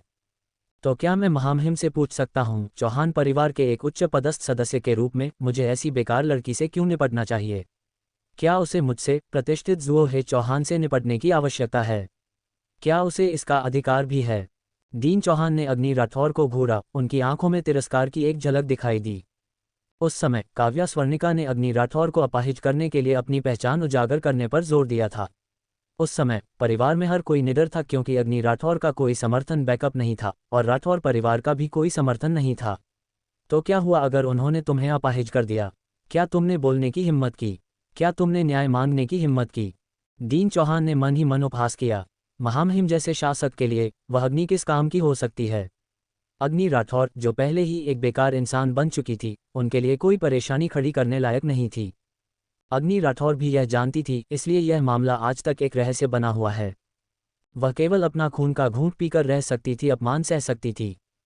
सम्राट जुनवू की लापरवाह नज़र अग्नि राठौर पर पड़ी। तुम क्या सोचती हो? सम्राट जुनवू का रवैया अस्पष्ट था। इस समय अग्नि राठौर बहुत नाखुश थी। दीन चौहान को देखने से उसे उस क्रूर नरसंहार की याद आ गई। वह मरने लायक थी, लेकिन उसकी वजह से मेरे परम सुंदर गुरु लंबे कोमा में चले गए। भले ही उसके परम सुंदर गुरु भविष्य में जाग जाएं, लेकिन जो 5 साल उसने खो दिए हैं, उस दौरान उसका साथ कौन देगा? अग्नि राठौर ने इस बारे में ज्यादा नहीं सोचा, वह केवल इतना जानती थी कि उसे बदला लेना है। महामहिम, अग्नि राठौर आगे बढ़ी, उसकी बर्फीली नज़र सम्राट जुनवू पर टिकी थी। बूढ़े फैंग ने मुझे पहले ही इस मामले के सही और गलत के बारे में सब कुछ बता दिया है, इसलिए मैं दीन चौहान के साथ बहस नहीं करूंगी। ओह महामहिम, मैंने राजमाता की जान बचाई है। हाँ, तो फिर दीन चौहान की जान के बदले इस एहसान का सौदा करते हैं। इससे पहले कि अग्नि राठौर अपनी बात पूरी कर पाती, उसकी आकृति आग के गोले की तरह सीधे दीन चौहान की ओर झपटी। वहां मौजूद किसी भी व्यक्ति के पास प्रतिक्रिया करने का समय नहीं था। अग्नि राठौर के हाथ में मौजूद खंजर पहले ही दीन चौहान के दिल में गहराई तक उतर चुका था। दीन चौहान, कोई ऐसा व्यक्ति जो राजसी विद्यापीठ के डीन के पद पर बैठ सकता है, उसकी ताकत कितनी कमज़ोर हो सकती है। वह निश्चित रूप से शीर्ष स्तर का है। हालांकि चूंकि वह जेल में कैद था, इसलिए उसकी साधना को सील कर दिया गया था, रोक दिया गया था। इसीलिए जब अग्नि राठौर ने अपना खंजर लहराया और उसे सीधे उसके दिल में घोंप दिया, तो उसके पास प्रतिक्रिया करने का कोई समय नहीं था। इस समय दीन चौहान ने अग्नि राठौर को बेहद बेहद अविश्वास भरी नज़र से घूरा। उसकी आंखें लगभग अपने सॉकेट से बाहर आ रही थीं। उसने अग्नि राठौर की ओर देखा, फिर अपनी छाती में धंसे हुए खंजर को नीचे देखा। खंजर मूठ तक आर पार हो गया था, केवल मूठ ही बची थी, दिख रही थी। लोहे की अनोखी ठंडक उसके दिल से शरीर के हर हिस्से में फैल गई। दर्द, डर, खौफ। चूंकि वे जेल के बीच में खुले क्षेत्र में थे, इसलिए आसपास की कोठरियों में मौजूद सभी लोगों ने देखा कि अग्नि राठौर ने अभी अभी क्या किया था। वे निर्णायक और क्रूर तरीके हमला बिल्कुल आश्चर्यजनक थे। वाह, कितनी अद्भुत लड़की है तुम। दीन चौहान का शरीर जोर से हिलने लगा, डगमगाया। दीन चौहान ने मूल रूप से सोचा था कि महामहिम का इस बार का व्यक्तिगत दौरा उन्हें रिहा करने के लिए था। आखिरकार वह राजसी विद्यापीठ के डीन हैं।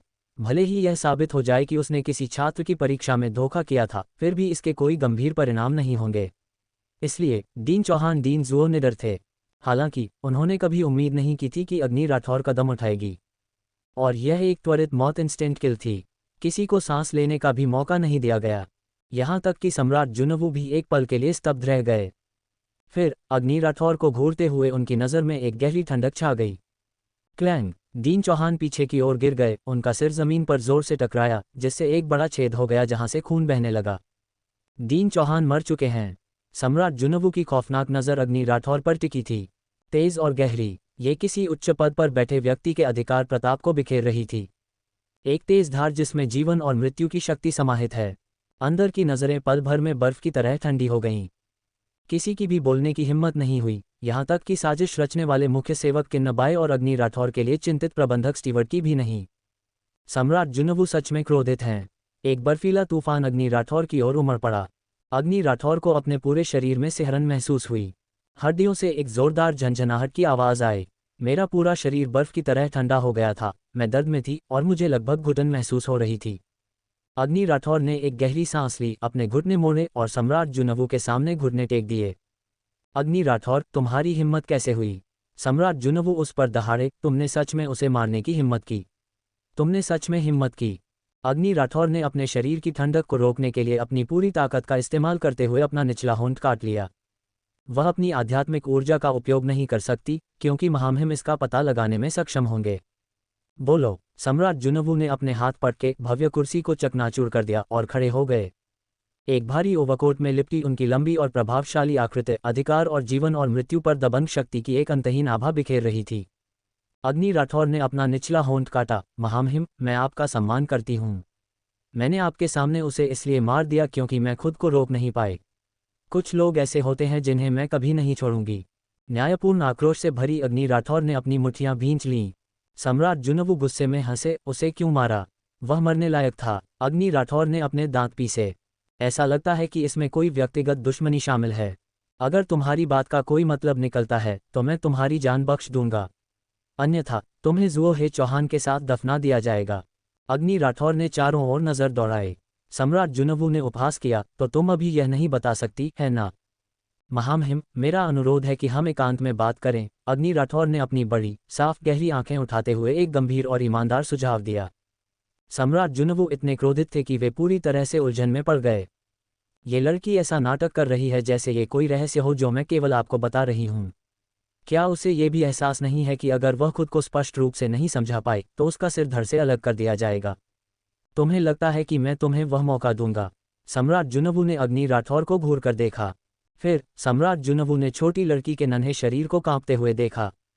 क्या मेरी आवाज़ बहुत डरावनी थी? सम्राट जुनवू ने अपने हाथ अपनी पीठ के पीछे रखे और ठंडे स्वर में कहा। छोटी अग्नि ने ऊपर देखा, सम्राट जुनवू को एक दयनीय नज़र से देखा और फिर से अपना सिर नीचे कर लिया। सम्राट जुनवू अग्नि राठौर की छोटी सी चाल से लगभग हंस ही पड़े थे। ये छोटी लड़की लोगों के भाव पढ़ने की कोशिश कर रही थी। हालांकि छोटी लड़की की दयनीय शक्ल ने सच में गुस्सा करना असंभव बना दिया था। हालांकि सतह पर सम्राट जुनवू ने अपना चेहरा सख्त रखा और गुस्से से अग्नि राठौर को घूरा। महामहिम! अग्नि राठौर घुटनों के बल 2 कदम आगे बढ़ी, सम्राट जुनवू से 1 मीटर की दूरी पर खड़ी हो गई। महामहिम, सावधान रहें। मुख्य सेवक किन्ना बाई पूरे समय अत्यधिक सतर्क रहे, इस डर से कि अग्नि राठौर कहीं फिर से अचानक आगे न बढ़ जाए और खंजर से महामहिम की हत्या न कर दे। सम्राट जुनवू ने किन्ना बाई को ऐसे देखा जैसे वह कोई मूर्ख हो। उसकी ताकत क्या थी? क्या ये छोटी सी लड़की अग्नि उन्हें हिला भी सकती थी? क्या उसके पास दिमाग भी था? किन्ना बाई को नज़रअंदाज करते हुए अग्नि राठौर ने ऊपर देखा। उसका गोरा और सुंदर चेहरा, जिसकी साफ गहरी आंखें हिरन की तरह मासूम थीं, सम्राट जुनवू की ओर दयनीय दृष्टि से देख रहा था। अग्नि राठौर की एक सुंदर माँ है जो जुनवू साम्राज्य की सबसे सुंदर महिला है। वह सुंदर कैसे नहीं हो सकती? उसने अब अपनी माँ के लगभग 50% कौशल सीख लिए हैं और उस दयनीय छोटे रूप के साथ सम्राट जुनवू खुद को अब और भयंकर कठोर नहीं बना पा रहे हैं। वह यहाँ तक सोचने लगे हैं कि क्या वह बहुत कठोर हो गए हैं। महामहिम, मैंने उसे इसलिए मार दिया क्योंकि वह उन लोगों में से एक था जिन्होंने उस समय मेरी साधना को अपाहिज कर दिया था। यह एक अपूरणीय, कभी न खत्म होने वाली दुश्मनी है। मैं बस बदला लेना चाहती हूँ। पहले 2 वाक्य बड़े उत्साह के साथ दिए गए थे, लेकिन वाक्य का पिछला आधा हिस्सा थोड़ा बेशर्म स्वार्थी निकला। सम्राट जुनवू थोड़े आश्चर्यचकित थे। सम्राट जुनवू, क्या तुमने बहुत अधिक करने की कोशिश करके अपनी साधना को बर्बाद नहीं किया? नहीं, ये सच नहीं है। अग्नि राठौर अपना नाम साफ करना चाहती थी। ये चौहान जुओ परिवार था जिसने मेरी साधना को अपाहिज कर दिया। वे अविश्वसनीय रूप से दुष्ट हैं। सबूत कहाँ है? सम्राट जुनवू ने सवाल किया। मैंने उसे मार दिया, यही सबूत है, अग्नि राठौर ने स्वाभाविक रूप से कहा। अगर यह गहरी नफरत के लिए न होता तो मैं उसे मारकर इतना बड़ा एहसान क्यों बर्बाद करती? किन्ना बाई और मुख्य प्रबंधक स्टीवर्ट दोनों निशब्द थे। किन्ना बाई अग्नि राठौर के साहस से चकित थे। मुख्य प्रबंधक अग्नि राठौर के लिए पसीना बहा रहा था, घबरा रहा था।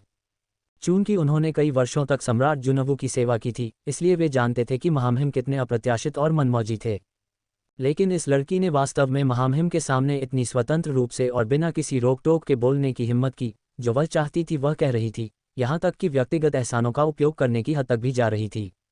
क्या उसे मरने का डर नहीं है? किन्ना बाई, मैं बस इस पर हंस दूंगा। देखते हैं तुम कैसे मरती हो। सम्राट जुनवू ने एक वाक्य पर विचार किया, इतना बड़ा एहसान। अग्नि राठौर ने साफ काली और सफ़ेद आंखों से मासूमियत से महामहिम की ओर देखा। मैंने राजमाता की जान बचाई है। क्या महामहिम मुझ पर एक बड़ा एहसान नहीं मानते हैं? क्या मैंने अभी आपको इसकी सूचना नहीं दी थी?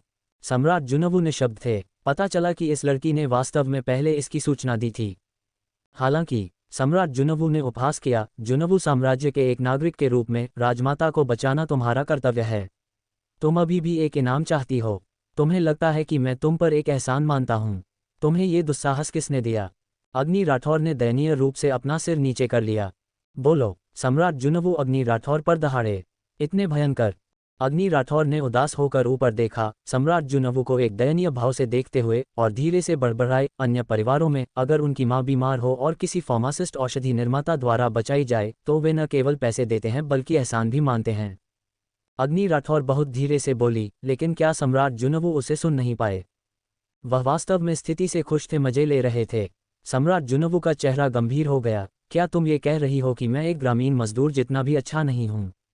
अग्नि राठौर अपना सिर ऊंचा किए और छाती चौड़ी किए वहां घुटनों के बल बैठी रही। उसका चेहरा एक चमकदार मुस्कान से दमक रहा था, जो सूरज की तरह ही सुंदर था। उसके शब्द और भी अधिक सुंदर थे। महामहिम, आप ऐसा कैसे सोच सकते हैं? आप बुद्धिमान और पराक्रमी हैं। साहित्य और मार्शल आर्ट दोनों में कुशल हैं, स्वर्ग और पृथ्वी से मेल खाने के लिए पर्याप्त गुणी हैं।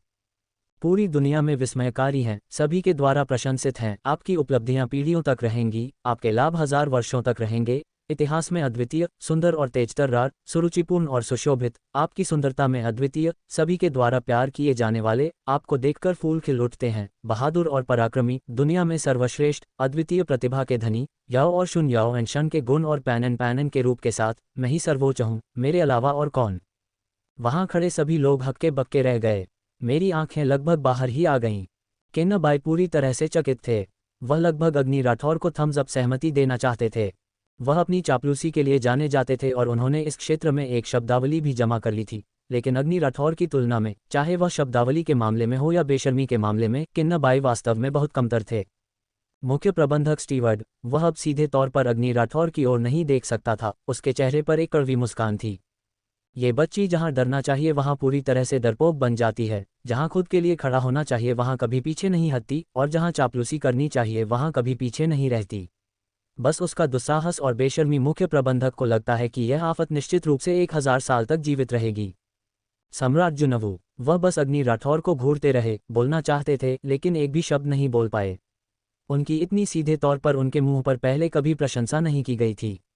आपको पता है, जब दूसरों ने उनकी चापलूसी की तो वे हमेशा बहुत दबे छिपे शब्दों में होते थे। अंततः किन्नाबाई को एहसास हुआ कि क्या हो रहा था। 1 मिनट रुको, वह अग्नि राठौर के खिलाफ है, वह विपरीत पक्ष में है। अब जब दीन चौहान मारे जा चुके हैं, अगर वह कुछ नहीं करता है तो चौहान परिवार के साथ गठबंधन का क्या होगा। ये सोचकर किन्नाबाई के पास आगे आने के अलावा कोई विकल्प नहीं था। कुमारी अग्नि, आप इतनी कम उम्र में इतनी पाखंडी हैं।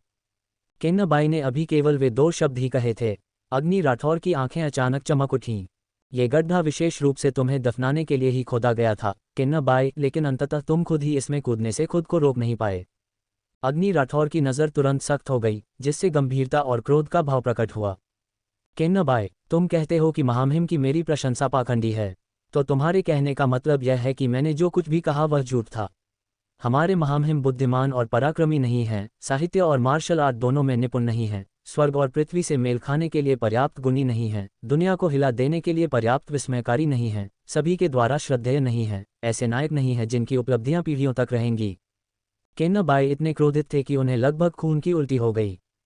उनका यह मतलब नहीं था, लेकिन क्योंकि अग्नि राठौर ने इसका इस तरह गलत अर्थ निकाला तो इसका ठीक यही मतलब हो गया। किन्नाबाई भला कैसे शांत खड़े रह सकते थे। वह जल्दी से सम्राट जुनवू के सामने घुटनों के बल गिरे और चिल्लाने लगे, महामहिम, महामहिम, ये दास 1000 मौतों के लायक है, ये दास 1000 बार मरने के लायक है। सम्राट जुनवू ने किन्नाबाई को घूरा, उनकी नज़र उदास और गंभीर थी। सुलू अग्नि ने गिरे हुए व्यक्ति पर हमला नहीं किया, क्योंकि वह जानती थी कि एक बार जब आप फायदा उठा लेते हैं तो आपको अब मासूम होने का नाटक नहीं करना चाहिए। इसलिए वह सिर झुकाए वहां घुटनों के बल बैठी रही, बहुत आज्ञाकारी व्यवहार कर रही थी और अपनी उपस्थिति को कम से कम करने की पूरी कोशिश कर रही थी। सम्राट जुनवू की नज़र किन्नाबाई से अग्नि राठौर पर और फिर वापस किन्नाबाई पर गई। अग्नि राठौर ने अपना दिमाग केंद्रित किया और अपनी सांस रोक ली। क्या वह सम्राट जुनवू की सहनशीलता की सीमा का परीक्षण नहीं कर रही थी? उनकी सीमा की जांच करके ही वह अपने भविष्य के कार्यों में सही संतुलन बना सकती थी। यदि सम्राट जुनवू ने उस समय किन्नाबाई को लात मारी होती तो किन्नाबाई अभी भी ठीक होते, लेकिन अगर सम्राट जुनवू चुप रहते हैं तो किन्नाबाई को अब से सावधान रहना होगा। सम्राट जुनवू बिना एक शब्द कहे किन्नाबाई को घूरते रहे, फिर अपनी गंभीर नज़र अग्नि राठौर की ओर घुमाए। अग्नि राठौर, तुम में काफ़ी हिम्मत है। अग्नि राठौर ने अपना सिर नीचे कर लिया, बोलने की हिम्मत नहीं की। तुम्हारी हिम्मत कैसे हुई मेरे ठीक सामने छोटा बाई के लिए जाल बिछाने की? तुम में बहुत हिम्मत है। अग्नि राठौर पीछे से कुड़ गई, बोलने की हिम्मत नहीं की। क्या मैं तुम्हारे सामने कोई मूर्ख हूँ? मैं इसे नज़रअंदाज नहीं कर सकती।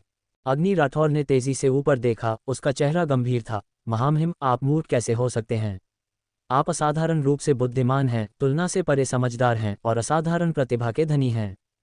जैसे ही प्रशंसा की एक बौछार 5 सेकंड में युद्ध के मैदान में आने वाली थी, सम्राट जुनवू का भाव अवर्णनीय था। ठीक है, ठीक है। सम्राट जुनवू ने अधीरता से अपना हाथ हिलाया। अपनी सांस बचाओ, चुप रहो, मैं तुम्हारी चापलूसी नहीं सुनने वाला।